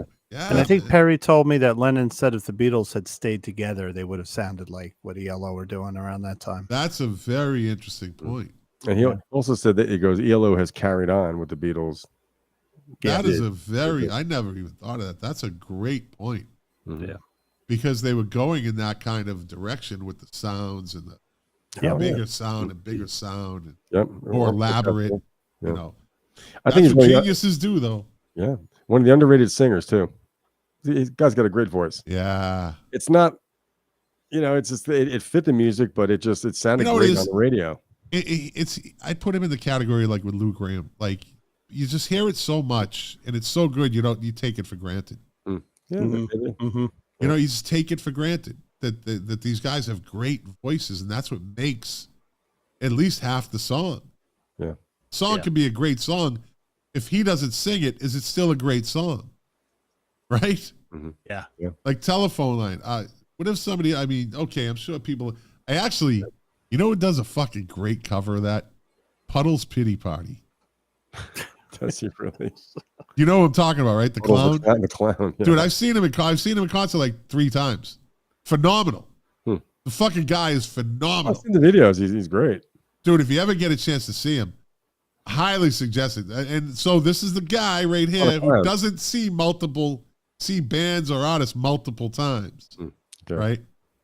His voice is unfucking believable. He's like an opera singer. Mm-hmm. Like his voice is that big and strong. But he does a great version of Telephone Line. He's got he has the props and he has the video behind him. And, it's just really great. If you ever get a chance to see him, or even Google that, YouTube that song by him, right. Telephone Line. It's great. Great. But who's next? Who's up? Lose up. Lose up. All right. Let's see. The Knack. Get the Knack. Oh, shit. The next Beatles? The next, talk about the next Beatles. Yeah. Remember that? That always works. Yeah. How did they come up with that? Like, is that just a promotional thing? There's no way they were that good. No, they had a couple good pop songs, but they were creepy as hell. Listen to those lyrics now; they're pretty cringeworthy. Yeah, My Sharona. Okay, it was a great pop song. Good girls don't. Yeah, good girls don't. Yeah, and she's sitting on your face, and it hurts. Yeah, some of the words. That's right. Yeah, but the back cover is done. Lennon never would have wrote those lyrics. No, he was too intellectual. Well, he wouldn't have released those lyrics. Put it that way. Yeah, but their cover art, their artwork was designed to make them look like Beatles 65 or whatever. It was almost a recreation of the back cover. Yeah, but they had a sophomore follow up, and that was it. Yeah. Their second record actually, I thought had a good song. I thought it sounded like the Stones. It was called "Can't Put a Price on Love." Okay. That's a good See, song. I don't even remember that. But I think because it wasn't about little girls or anything like that, it didn't do anything. Why remember it if it's not about little girls, right? Exactly. Jesus. What else? One more. Although I did not like this record at all. It's the only Doobie Brothers record I ever had. It was Minute by Minute. I love that album. That was a number one album. There was 11 number one albums in '79. Can you sing a song off it, Lou? Oh, Jesus. Here we go. No, I'm not some performing flea. And your traveling circus, flea circus, Mark Smith. Entertain me, Lou. Entertain me. Okay. Thank you. Okay, I'll Venmo you the money. You know what? I'm putting you both in the fucking penalty box for that one. See, they're both right now. It's just me, right? They're in the penalty box. They set this up. I know they did. This is not supposed to happen. The Michael McDonald thing has been banned from the Milk Crates and Turntables podcast. Yet Mark Smith giving me the finger. I can see him. I can see you in black and white in the green room. Repeatedly presses the issue, and Lou repeatedly buys into it. You fucking music relish guys. Jeez. Up yours. I'm easily hypnotized. Mark Smith is just I couldn't do it. I made an hour. Okay. Yeah, you made an hour. You made an hour and 20 minutes. Yeah, you did. Yeah, you did. All right, who's up? I don't think I deserve to get put in the penalty box for that, though. Because you did it. All right. All right. All right. I guess you got a point there. I didn't sing. I just said, okay. Yep, there you go. You're out. There you go. See? Back in the box. See? He does not know better. Why? Why? And then he's shaking his head. He's confused. I was just trying to explain what is. All right, you only get a halftime. Uh-oh. He's ready to throw the headphones. The mics. Here we go. It's starting. Now next the backdrop will fall down on his head. Yeah, Lou had to hang his headphones on the mic stand and then fell over. I'm gonna behave. I'll be good. Oh shit. All right, so who's next? I'm fucking lost here. Okay, so in 1979, I joined the RCA Record Club. And when you get those like 10 albums for $1 or something. Yeah. So I tried to pick double albums, right? So I only knew money. Contractual obligations. And I only knew this band from Bohemian Rhapsody, but I got Live Killers, and that album floored me because it's when I first heard the heavy version of We Will Rock You that opens the album. And to this, still one of my favorite live albums to this day. So Live Killers. And it's one of those with a gatefold. You open it up, it's got a million pictures. So I'm sitting there looking at all the pictures, like a scrapbook type. Yeah. Inside. I think I have that album. Yeah. Really good album. It didn't get much press, but out of it, weren't you? What's that? Too young to clean your pot seeds out of it. No, that was the what album did my sister give me? Dark Side of the Moon, and she told me it was oregano. Oh, so. That's cute. Frampton Comes Alive. Okay. I wasn't a weed smoker, so I can't. I never really liked it. Never really. It's good for you. Yeah. I used to fake it. They pass it. You don't want to be the one that's like, pussy. Yeah. Did you learn how to look like you were doing it, but you didn't do it, right? I learned I could get it in my mouth. I just wouldn't inhale it, right? And I just kind of would puff it out and pass it. Mm-hmm. It kept everybody... Dude, you gotta inhale it and hold it and then cough like an idiot for 5 minutes, but it's so good, Yeah, I fucking hated it. I'm like, I caught a bad buzz when I was like 13 and it fucked me up. I was like, I'm never smoking weed again. Yeah. I really caught a bad buzz. I think it was angel dust. I think they fucking got me with angel dust. I had that happen. I was 12, 13. What the fuck did I know? That's not cool. It's a surprise, I'm glad I learned early, but it fucked me up. I'll tell you what, that's a whole story in itself. I was asking myself questions a 12-year-old should not be asking himself, like, why am I here? What is life? Like, literally, these heavy fucked me up. Wow. What is my purpose? Like, what is life? Like, when you're 12 and you're asking yourself, what is life? Seriously? Yeah. Asking yourself what is... It's like you get inside your own head, and I'm like, I'm not mature enough to handle this shit. I never really smoked weed again. Yeah, good idea. Other things came along in the 80s. Oh, the 80s. Well, what could that be? We all know what the 80s meant. Anyways, moving on. Yes. Moving on. I'm going to go with... Hey, who's on your shirt, Lou? Who's on your shirt? Levon Helm. Nice. There you go. Oh, you guys got the shirts. Well, you weren't in on that. You weren't in on that text. Yeah. because so- Lou and me, remember? I think you should I go to the know. penalty box for Your that. best buds. Did you Your text best buds. Jack and ask him what he's wearing tonight in Orlando? He's in Orlando tonight, but I don't got his number. We don't talk. All right? We don't Sure talk, but don't. you and Lou talk. Sure You and you Lou don't. talk. Yeah, sure. And you know what? Lou's a drummer and you're rhythmic. It's a rhythm thing with you two. Well, So, that's you know, okay then. yeah. Yeah. All right. What are we talking about, albums? Okay. here? My next album, gonna go with well, it's funny that The Wall came out and also an album called Off the Wall. Michael Jackson. That's my favorite album is. That is a great album. Yeah. Yep. Yeah. Rock Talent, That was a big album. Uncle Talbano Gretzky, Hall of Famer. He's actually in the College Hall of Fame, hockey. Oh, nice. Yeah, University of Massachusetts. What is it was SMU, Southern Methodist, whatever it was. Don't tell him I'm a Southern Montreal Massacre. Canadiens fan. He said double dotted. You know what dot we call dots? What? Mescaline. Oh. Yeah, I didn't delve into that. If I didn't like weed, I definitely was not losing my fucking marbles on mescaline. But these motherfuckers ate them like fucking chiclets. That's fucking dirty. Oh, they would take it like chiclets. That's It was funny being around them, but I wasn't delving into that either. Right. I need to be in control of my shit. I went to a Sam Ash music store on that stuff, trying to buy drum sets. I walked out. The salesman looked like Leonard Nimoy. in real life, he didn't. I lost my shit. I started laughing at him when he was talking to me. He had the haircut. He had the bowl hair. He had hair plugs. So he had these weird hair plug things, and it came down, but he had Mr. Spock's face. It was unbearable. You're on mescaline. I was on that. Yeah, but bad idea. Oh shit. Mark, you know that Route 4 in Paramus. I drove there. I drove. Look. That's a highway to hell. I drove Oh, there. getting in there. All right, so Scott, you Well- got to understand. Route 4 is a major highway. People going 65. You have to slow down to 2 miles an hour to get into Sam Ash because it's a right turn. You know, to get in there. People are going 150 miles an hour. But that wasn't where you got fucked. You got fucked when you went into Sam Ash. It's like you end up spending all your money. You know. I hated them. And then to come out, you risked your life to get back on Route 4 because you got people coming 55 miles an hour, and you know that was the asshole of Bergen County. That stretch of Route 4. It's horrible. Horrible. The cloverleaf thing. It's Oh insane. my god. One time, a parent I drove into, and I was literally screaming because I had to do this maneuver. I like 50 miles an hour into the parking lot, screaming. Bad urban development, I'd say, it's right? terrible, Bad yeah. urban development. We got two highways in New Jersey, Route 17 and Route 4, that were they built a shitload of stores without thinking of anything, like even just having a ramp to come off the highway, you know?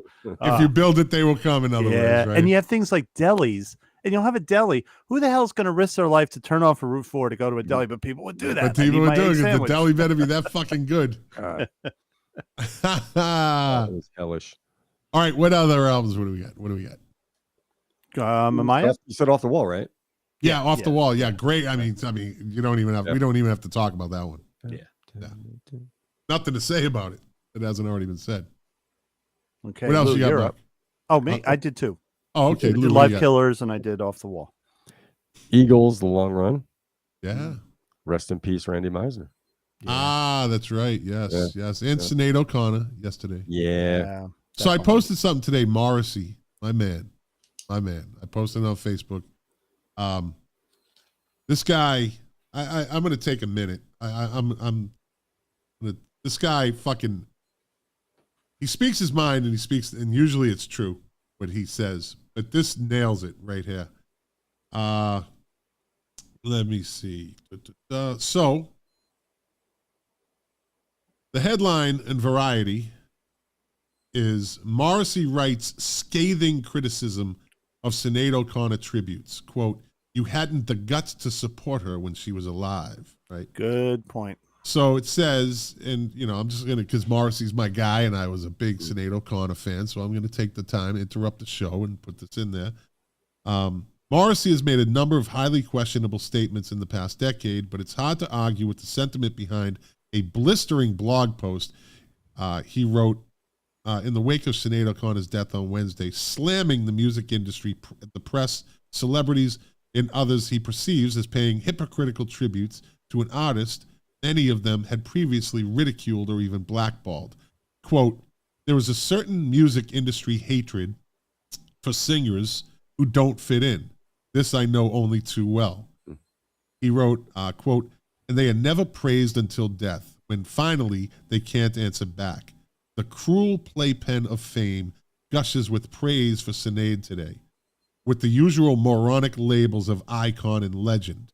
Yeah. You praise her now only because it's too late. You hadn't the guts to support her when she was alive and she was looking for you.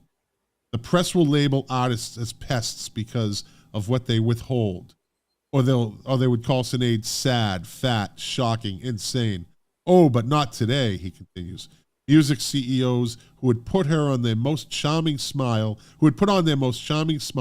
as they refused her for their roster are queuing up to call her a feminist icon. And 15-minute celebrities and goblins from hell and record labels of artificially aroused diversity are squeezing onto Twitter to Twitter their jibber-jabber. When it was you who talked Sinead into giving up because she refused to be labeled and she was degraded. Any of those few who move the world are always degraded. And why is anybody surprised that Sinead O'Connor is dead? Fucking A, man. That was, yeah. That needed to be said. That's true. One of the best tributes I think I've ever heard of anybody. Dude does not fuck around, man. I'm telling you, people don't know much about him and they don't bother. Morrissey's not everybody's cup of tea. The Smiths aren't everybody. But this guy, I follow the dude. He says some pretty controversial things, but when he says shit like this, motherfucker, he's a very, very intelligent guy. He knows what he's talking about. He knows what he sees. And that right there. Years ago, somebody said to me, we were talking and mentioned the Smiths, and he goes, "Oh, that guy Morrissey, he's a wimp." And I go, even back then I knew, I said, go up to him and tell him he's a wimp to his face. Go ahead. Yeah, I mean, he's just he's fucking, the guy is brilliant. He's just a very, very, speaks he's one his of the mind. Yeah, but he speaks his mind. He does speak, and he's caught in a lot of shit for it, but he doesn't care. And that's exactly what he said at the beginning of that. People that go against the grain, they don't like. He's one of them. Yeah, but that needed to be said. That's excellent. That's excellent. She was living in like a halfway house in New Jersey. Yeah. She was interviewed there. It was sad, but at that point, nobody was talking about her. It's true. She wasn't being productive musically, so she stopped. She wasn't young and thin and pretty anymore. She converted to Islam. She converted to Islam, and then she was something else in some other religion. She was trying to find a way. She was just doing her thing. She had a shitty childhood, a really bad childhood. So, how ahead of a time was she when she tore up a picture of the Pope? Because if you did that today, you're a fucking hero. Mm-hmm. You know what I mean? Was that 91, 91 or 91? Yeah. Good trivia question, though. Who came on Saturday? Phil Kelly actually asked me this today. Who came on Saturday Night Live the next week and tore up a picture of her? Madonna. No, Joe Pesci. Figures. He said he was going to slap her too. Yeah. But again, funny guy. See, I don't recognize non-Italian popes. There you go. So I would have done the same thing. Oh wait, here we go. No, but God bless her. Papacy is ours. Yeah. God bless her. And was she in New Jersey when she died, Lou? Is she still in there? They found her at her house. I was living in Ireland. Yeah. Is she back in Ireland? Okay. Yeah, but I don't know. She had some, whatever her mental health. Her son died recently. 17-year-old son. Yeah. Last year. Yeah. It's her last on Twitter. I think her last tweet is recent. I'm a dead shell walking around. She never got over that. Yeah. And bipolar and a whole bunch of stuff. That was the whole thing with her thing in New Jersey, where she was, I guess, getting treatment, but it was definitely reduced circumstances. It was a really sad article. Like I said, she was still eloquent and kind of spoke her mind, but very sad. Talk about a great debut album. That's one of my favorite of all time. That might be is good for me personally as the Pretenders debut album. I love her debut album. There's not a bad song on it. It's a totally different album than the Pretenders, but another one with the voice from God, And I can say that because I was always a fan, so I'm not jumping on no bandwagon there. Mm-hmm. All right, Randy Meisner, God rest in peace. Yeah, he had a rough time the last couple of years. Yeah. Right after Glenn Fry died, his wife was moving a gun across the house and it went off. I mean, it's just Ugh. it was in a case. It was just a bad scene. Yeah. Yeah. Wow. Yeah. Well. Anyways, all right. So you said the Great Eagles, voice. The guy had a great voice. He did. Yep. You know, Take It to the Limit was his Bridge Over Troubled Water. Yeah, and as Mark and I was saying, I've said in the past, I saw a thing in an interview with him, and he said that used to stress him out. Yeah, having to hit those high notes on live, because Yeah, that's what live. people are expecting to hear. Yeah, you can do many takes in the studio. You got one take live. You fuck that up live, and everybody in that audience is going to go, ooh. Yeah. And it's going to be on you. Yeah. You know? On the History of the Eagles documentary, there is a live version where it's just amazing. No. Yeah. I mean, it's freaky. Yeah. Plus, didn't he have legal issues with the Eagles also? Everyone has legal issues. Well, that was in the Eagles. I don't think he did. I think when he left, it was pretty much a clean break. I mean, he had. Wasn't he? Yeah. All right. Yeah. I don't read about anything like royalties and stuff like that. Yeah, he did some writing more early on. Yeah. But he was the kind of guy, he needed a co-writer, so I think he got his fair share of Take It to the Limit. I don't think that he got screwed out of that. Yeah. I don't think. All right, Mark, give me 3 more, then Lou give me 3, and we'll get this. We got to wrap this up because Mark has to. Let's see. I need to go to sleep. Okay. Way to ruin a good podcast, Mark. No, I'm joking. We can talk. No, Come on. buddy. Stop. Don't make me. We're going to hit 2 hours. You always make me the bad guy. Well, I can't make Lou. I know. Lou's perfect. Lou's the golden child. I cooperate. All right. Lou, I cooperate. I come from a big family, and I make people get along. You kind of help people get along. All right, what do you got, Mark? Give me 3. Okay. Jams, Setting Suns. Yeah. The Eating Jam. Rifles. Great song. Thank Chicken you, and Steve. waffles? What was that called? Chicken and waffles. Chicken and waffles. Take It to the Limit right now. Yep. That's right. Yeah.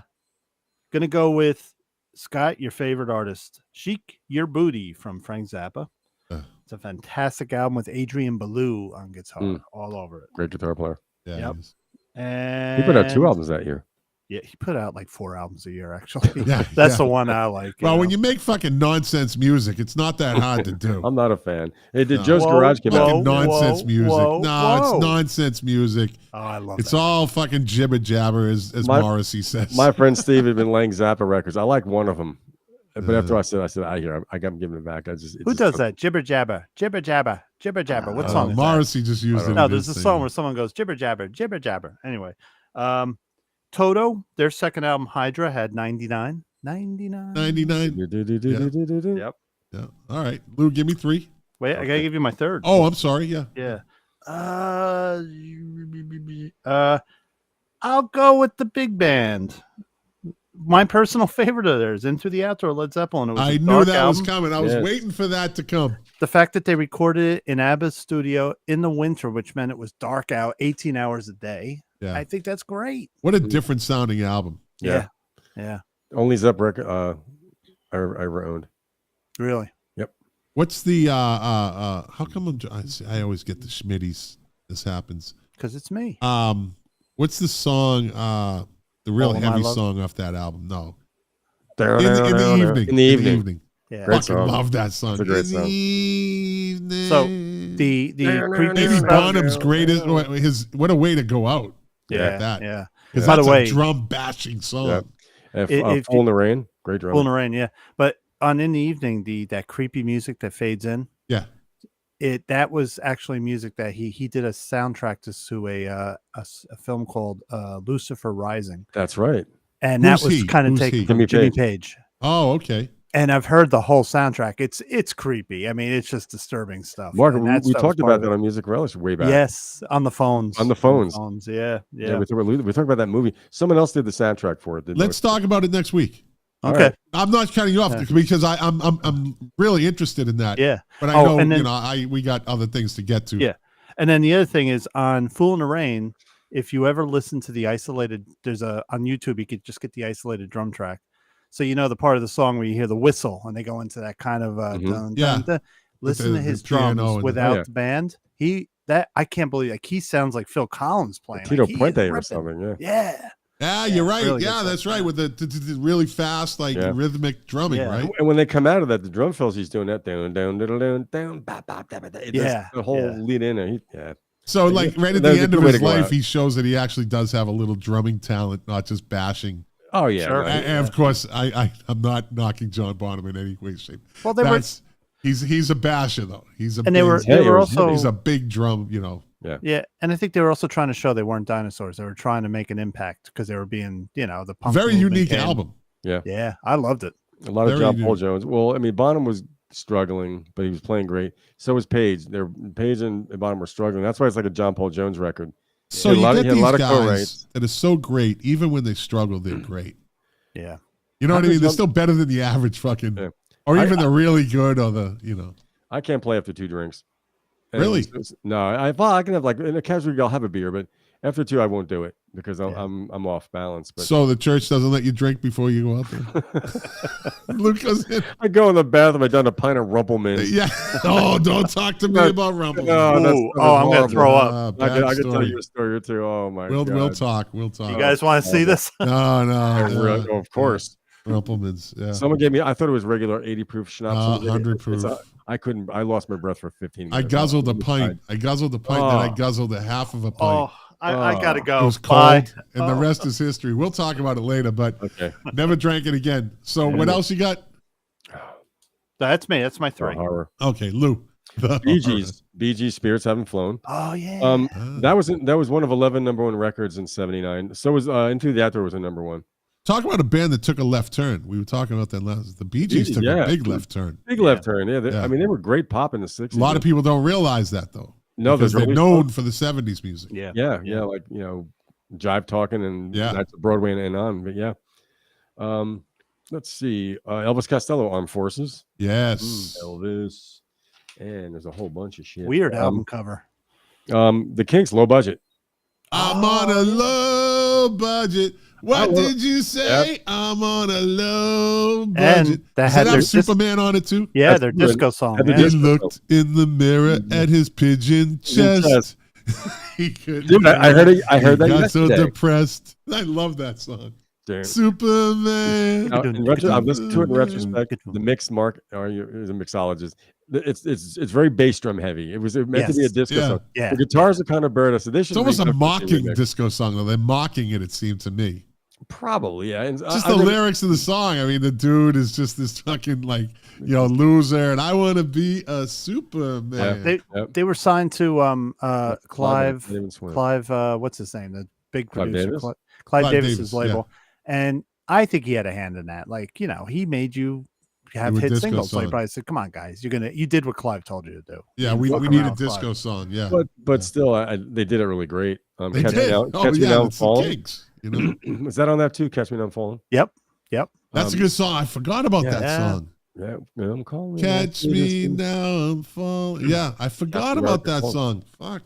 Great Mark, song. send me that video. Someone one? said that they were selling out. to Catch the me, I'm video. falling, because I'm gonna forget it when after I load all you this got shit it. up. Yeah. It's not that. That's a Catch Me great Now, song. I'm I'm gonna put that on my falling. playlist. Yeah, that's probably one of my favorite King songs. Yep. Yeah. I like that late '70s, early '80s period. They were playing some serious hard rock. Yeah. Do It Again. That's from a later album, but good stuff. All right. Maybe at the beginning of next week we'll finish off some of these albums because they're all so fucking good, man. Cool. It's so good. Real quick new segment, and then I'm going to get to the top tens, this thing. Mark, give me your video suggestion of the week.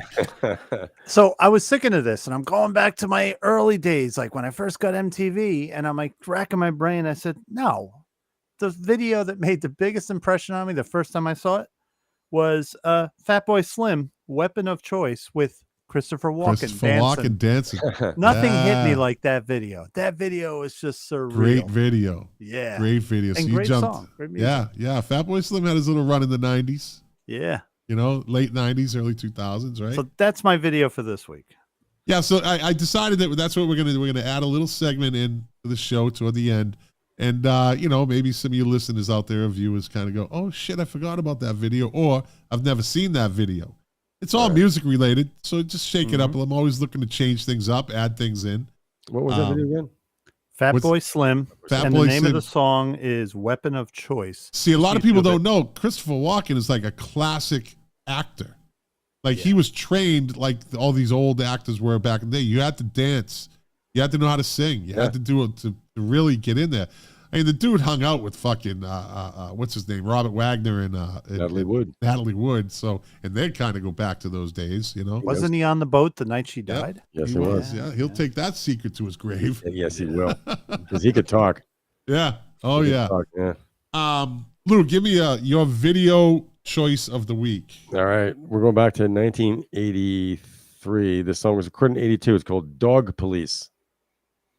It's a band called Dog Police. They were a new wave band from Memphis. They won a 1983 MTV Basement Tapes show. There was a thing where you played homemade videos. They made it to the semifinals. Actually, they got in second place in the whole thing. So they got some money and some equipment. It's a weird video. I remember seeing that like early MTV going, what the F is this? It's a song called Dog Police. It's a funny video. It's done very professional. Actually, it's the Tony Thomas Trio. They were a jazz band. So it aired on USA Network's Night Flight. Weird Al played it on Al TV. So it got some play, but there was also a pilot. In 1990, there was an 8.5-minute TV pilot called Dog Police for a prospective TV show. And who was in the show was Jeremy Piven and Adam Sandler. Wow. It didn't get picked up. They just did this brief pilot for it, but because of that song. But when you gotta see, it's totally goofy, but it's way back from the early MTV, and it was like one of the things I first on MTV going, is this like for real? But well, Dog Police. Okay. Check out the Dog Police. I will check it out. Thank you. I am going to start with what I consider.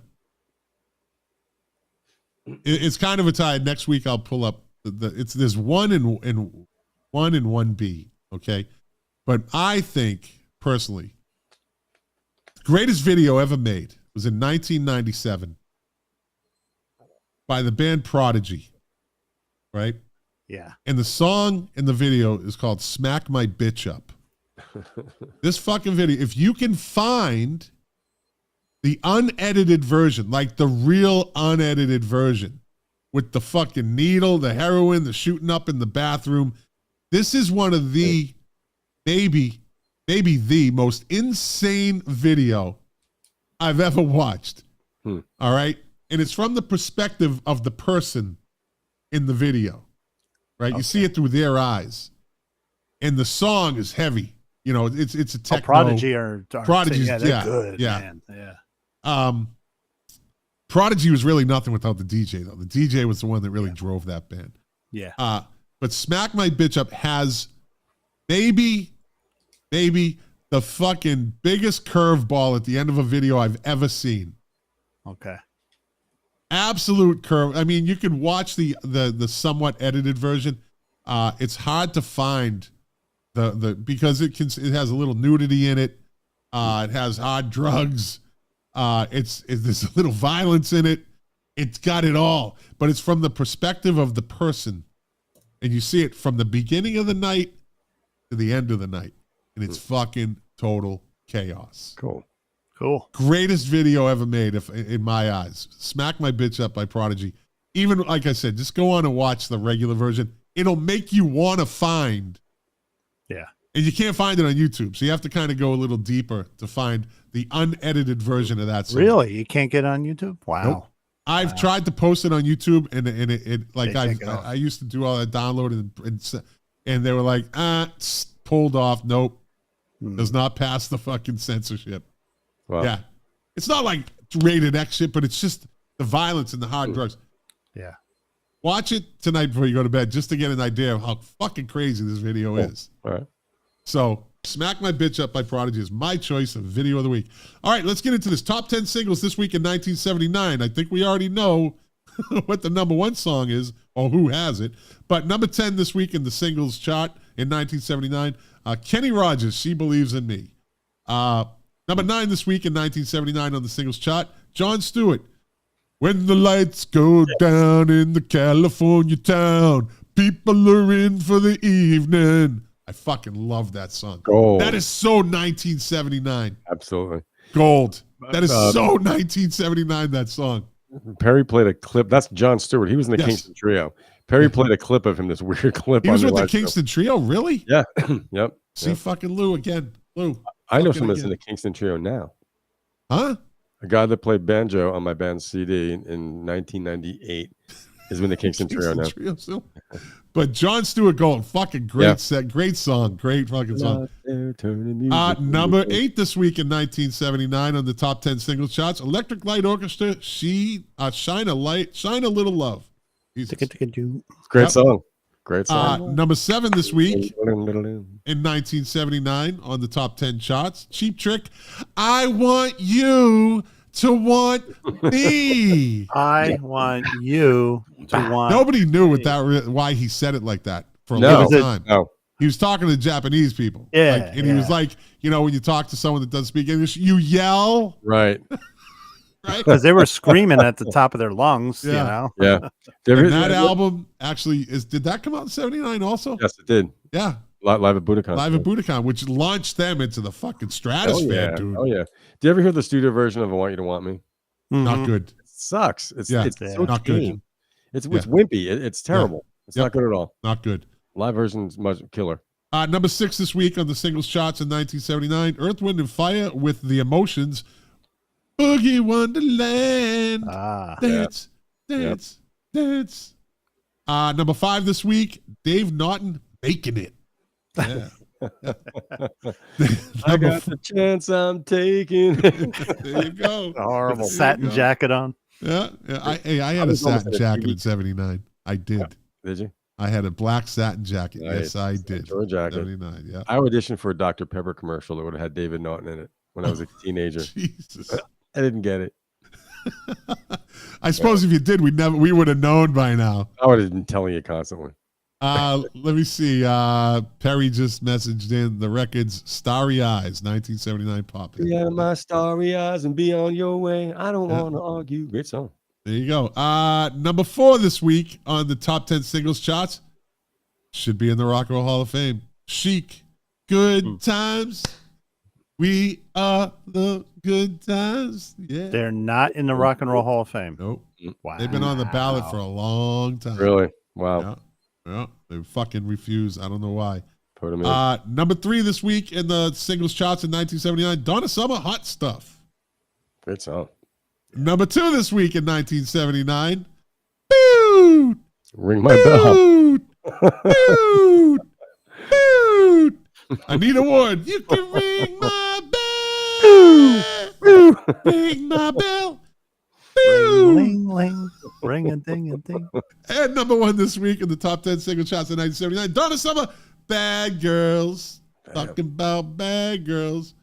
All right, top 10 albums this week in 1979. Number 10, Teddy Pendergrass. Teddy. Sucky now. Yeah. One of the great voices. One of the great voices of soul and R&B. Like I said, not easy to sing that shit. Teddy was the man. Mm-hmm. Ended up liking the man, but that's okay. We're not judging Teddy. Did he really? Teddy's okay. Teddy's Teddy. Number 9 this week in 1979. Ooh, a Kiss sighting. Dynasty. I was made for loving you, baby. That was Dynasty. a good song. I like that song. That was actually wasn't a bad album. That wasn't. That was like their big, like that and Kiss Alive were like their big albums, right? No, Destroyer. Destroyer was their big album. Yeah. Number 8 this week in 1979 on the top 10 album charts. Wings, Back to the Egg. Not a bad record. What was the hit off of it? Closer. Yeah. Girls' School was on that. With a Little Love, I think. With Little Luck might be on that. Little Love. That was and the Rockestar theme. Number 7 this week on the top 10 album charts.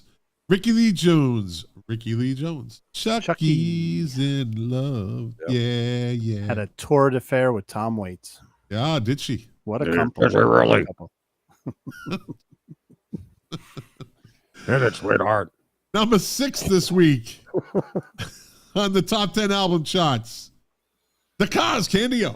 All right. Of course, as it belongs there. Yeah, that's wow. right. Yeah. Number 5 this week on the top 10 album charts in 1979. Electric Light Orchestra. Discovery. There you go. Yeah. Number 4 this week on the album chart, top 10 album charts. In 1979, Cheap Trick at Budokan. Yeah, live at Budokan. Number 3 this week in 1979 on the top 10 album charts, Earth, Wind, and Fire, I Am. Number 2 this week. If it wasn't for Donna Summer, this would have been number 1. Number 2 this week in the top 10 album charts in 1979, Supertramp, Breakfast in America, yeah. monster album for them. Yep. Yeah.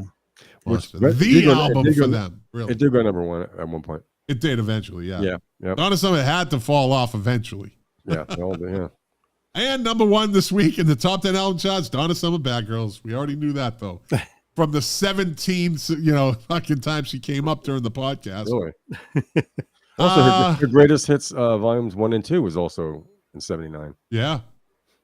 Okay. On this day in music, here we go.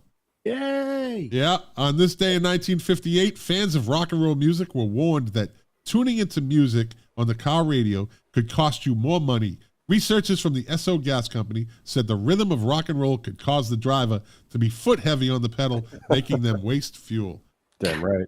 I've been doing this podcast for, 3 years, right? 111 episodes. I've done this before. This particular day, I've done a podcast on this day. Oh. I can remember the fucking This Days of Music. Yeah. On this day in 1974, Wings started a 7-week run at number 1 in the UK album charts with Band on the Run. Although sales were modest initially, its commercial performance was aided by the 2 hit singles Jet, great song, Band on the Run, epic song. Yes, it is. Epic song. Paul playing drums. Such that it became the top-selling studio album of 1974 in the UK and Australia. Because Donna Summer, Bad Girls, was the number 1 selling album, other than Michael Jackson came along. Knocked the shit out of Donna Summer. He slapped the shit out of Donna Summer. Michael slapped the shit out of her. He smacked his bitch up. Dirty Diana. Am I getting a little deep with that? Am I bringing up? We got it. Okay. There I was don't no want people pickle. to go, oh my God, he's talking about women, violence against women. No, but there was a video. It remains McCartney's most successful album, the most celebrated of his post-Beatles work. It's a great album. Yep. On this day in 1974, John Denver started a 2-week run at number 1 in the U.S. singles charts with Annie's Song. The U.S. singer's second U.S. number 1. The song was a tribute to his wife and was written in 10 minutes while he was on a ski lift. wow. For Tim. With a guitar? He had a guitar and a ski lift. That's it, man. On this day in 1976, Bruce Springsteen sued his manager, Mike Appel, for fraud and breach of trust. The case dragged on for over a year, halting Springsteen's career. An out-of-court settlement was reached the following year. On this day in 1976, the late, great Tina Turner filed for divorce from her husband, Ike, ending their violent 16-year marriage. He was really smacking his bitch up. Yeah. Like, for sure. He was doing it for real. For real. His pimp hand was strong. Tina got the fucking last laugh, though. God bless her. Yep. Strong woman. He died of a drug overdose. That's right. And she didn't. She lived a long, healthy life. Happy, healthy life. And had a big later in life career. Yes, she did. Yeah. Not many artists have ever had a bigger second fucking part of their life than her. Yeah. She still looked good. In 1985, on this day in 1985, the Eurythmics were number 1 on the UK singles charts with There Must Be an Angel. The duo's only UK number 1 single. The song featured a harmonica solo by Stevie Wonder. On this day in 1985, Paul Young went to number 1 in the U.S. singles chart with his version of Daryl Hall's song Every Time You Go Away. Uh-oh, wait, I just got to... You take a piece of meat with you. Look at... I just got a text from Perry, and I don't know if you can see it. Says, don't be sexist. My camera doesn't focus on my phone. No. Don't be sexist. Bitches hate that. It's Ike Turner. Ike Turner. That's good. Good one, Perry. Let's see. And Daryl Hall actually really likes the version of Paul Young's song. Yeah. Because it didn't work for Daryl Hall. No. I've heard it. I think you've heard it. I saw in a whole interview with Paul Young, and he was talking about how Daryl Hall was like, "Dude, you fucking killed it." Like, good for you. On this day in 1986, Queen became the first Western act since Louis Armstrong in 1964 to perform in Eastern Europe when they played a Budapest Stadion, Hungary. The gig was filmed, blah, blah, blah. I Queen got that and video. Magic in Budapest. Yeah. I love that video. On this day in 1991, Jesus Jones went to number 2 in the U.S. charts with Right Here, Right Now. They had the curse of the best new band, by the way. Yeah. At the Grammys, yeah. Yep. That was it. Fucking They were Kiss supposed of to be Death. around forever. They Kiss were of like, Death, this man. is the biggest, yeah.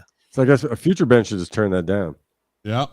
Give it to the runner-up. Unable to shift Bryan Adams, Everything I Do it for you for a 7-week stay at the number 1 position. Fucking Bryan Adams. On this day in 2001, Leon Wilkinson. Wheezy. Who's Leon Wilkinson? Bass player for Lynyrd Skynyrd. Yep. For Lynyrd Skynyrd. Yep. Found dead in a Leonard hotel room Skinner. in Florida at age 49. That band is so tragic. I know. I think there are no original members left. Nope. On this day in They split 2012, the Beatles returned to the top 40 in the Billboard albums charts with the iTunes exclusive compilation Tomorrow Never Knows. The set included 14 classic songs by the band and marked the first time the Beatles released an album exclusively to iTunes that had never been previously issued. At least they didn't do what U2 did. I could not get that fucker off my iTunes. That album that they fucking released on the horizon, some shit album that U2 put out. Yeah, I like that album. We're just gonna let everyone have it free, and we're gonna force it onto your fucking phones and iPads and computers through iTunes, and you couldn't fucking get rid of it. They caught a lot of shit for that. That's why I got a Galaxy. And You nobody know, listens yeah, to me. No, I like my iPhone. I like my They Galaxy. all listen to us though. The phones are all listening. So Oh, there's really yeah. no fucking doesn't matter what you You know what, Scott? The Yeah. phone's listening to our podcast right now. We better not say anything. So this is a big audience then. Yeah. It's a big audience. Hey, I wonder if those fucking snoops actually do say, hey, the Milk Crates and Turntables is on. Let's go listen to that. Let's see what they're talking about. You know, they don't even have to go to the podcast app. They just fucking listen. They're on in the my plumber's truck outside your house. phone. Yeah, they're listening the live back right end. now, as a matter of fact. Guys in suits, hey, That's eating hot it. dogs and yeah. Drinking coffee. Let's see. And finally, on this day in 2016, 3 of Michael Jackson's nephews, Taj, TJ, and Terrell Jackson, filed a $100 million liable lawsuit against Radar Online over stories published last June. So that would be June of 2016, that alleged they were sexually abused by their uncle and accepted gifts to cover it up. Radar Online, I don't even think they're around anymore, is a website that focuses on celebrity news, fashion, and pop culture. I think they're done, Radar Online. Never Or they're heard dying of a slow death. They're ready to go. I saw a bunch of those. Vice is biting the fucking bullet. They're done. Yeah. All these kind of tech fucking upstarts and news things. They're like, Yeah, they were big for a while. And then, yeah. Yep. All right. Born on this day. Let me see. Andy White. Who's Andy White? Duran. Born in 1930. Nope. Scottish session drummer Andy White. He was affectionately christened What we do? the fifth Beatle, as he was best known for replacing Ringo Starr on the drums. We talked The about first this. single, "Love Me Do." Yep. He wasn't the 5th Beatle. That's Bernard affectionately Purdue. christened. He was affectionately christened the fifth Beatle. Ringo has said, he goes, if you play my version of Love Me Do and his version, you can't tell them apart. Right. So Ringo need not be replaced, but that's what he did it back No then. one will ever replace Ringo. It's too late. Fucking A. Born on this day in 1944, Bobby Gentry. Ode to Wow. Billy Joe. She was cute. That track spent 4 weeks on the number 1 of the Billboard Hot 100 chart and sold over Pickles. 3 million copies all over the world. She Her wrote her album. own material. Yep. That's right. She did. I did a thing on her. I talked about her for Yeah. a little while on one of my shows. She did do her own thing. Yeah. And that genre was actually a little bit different too. That's Country very, music. very male oriented. Oh, yeah. Born on this day in 1949, there's got to be a morning after. Come on, who is it? Melissa Maria. Nope. And what movie was that song from? Poseidon Adventure. There you go. The original, the only Poseidon Adventure. Yeah, they tried yeah. to remake that thing. It's a Well, that was a Gene horrible Hackman. remake. I wouldn't even watch it. Take me, God. Yeah. No, Maureen McGovern, Maureen McGovern. That's Yep. right. That's right. Born in remember, this. Who sang it in the 49 movie? hanging. Who did the song in the movie? That was Debbie Boone. No. No, was it Debbie Boone or No. She was actress. She acted in the movie, but sang it in the lounge. the actress? Who was it? Ronnie Blakely. Ronnie Blakely. Oh, okay. Were you like me? Were you glad when Shelley Winters died in that movie? Shelley Winters was funny, but she was annoying in that movie. But they actually killed her reached a off pretty at the interesting end. subject that she had the one leg, right? That's right. That's kind of something that was kind of taboo in back then. It's like you didn't really go through that, and that was kind of a thing with her character, wasn't it? Did they make it a thing or no? No, they did not. She couldn't swim, right? No, couldn't swim. she was a champion swimmer in school. That's why she did it. Oh, that's right. She did. She got them through, then had the heart attack afterwards. Ah, that's right. That's right. Yeah. Ernest Gene Hackman was Borgnine. going, not this woman. Yeah. Born in this day in 1962, Carl Mueller, bassist for American alternative rock band Soul Asylum. Wow. Yeah. Born in this day in 1964, Rex Brown, bassist with American heavy metal band. Pantera. Pantera. Yep. Never got on their bandwagon. No, I like them. I was never into that heavy. There's a girl that friends with on Facebook for a long time, and I had actually commented. I said she is a fucking heavy metal queen. Like she. I wouldn't even try to have a conversation. Like she just is a heavy metal queen. And I told her you need to come on the podcast. Yeah, and she's like, I'm a little shy. So you could call in. You could phone in.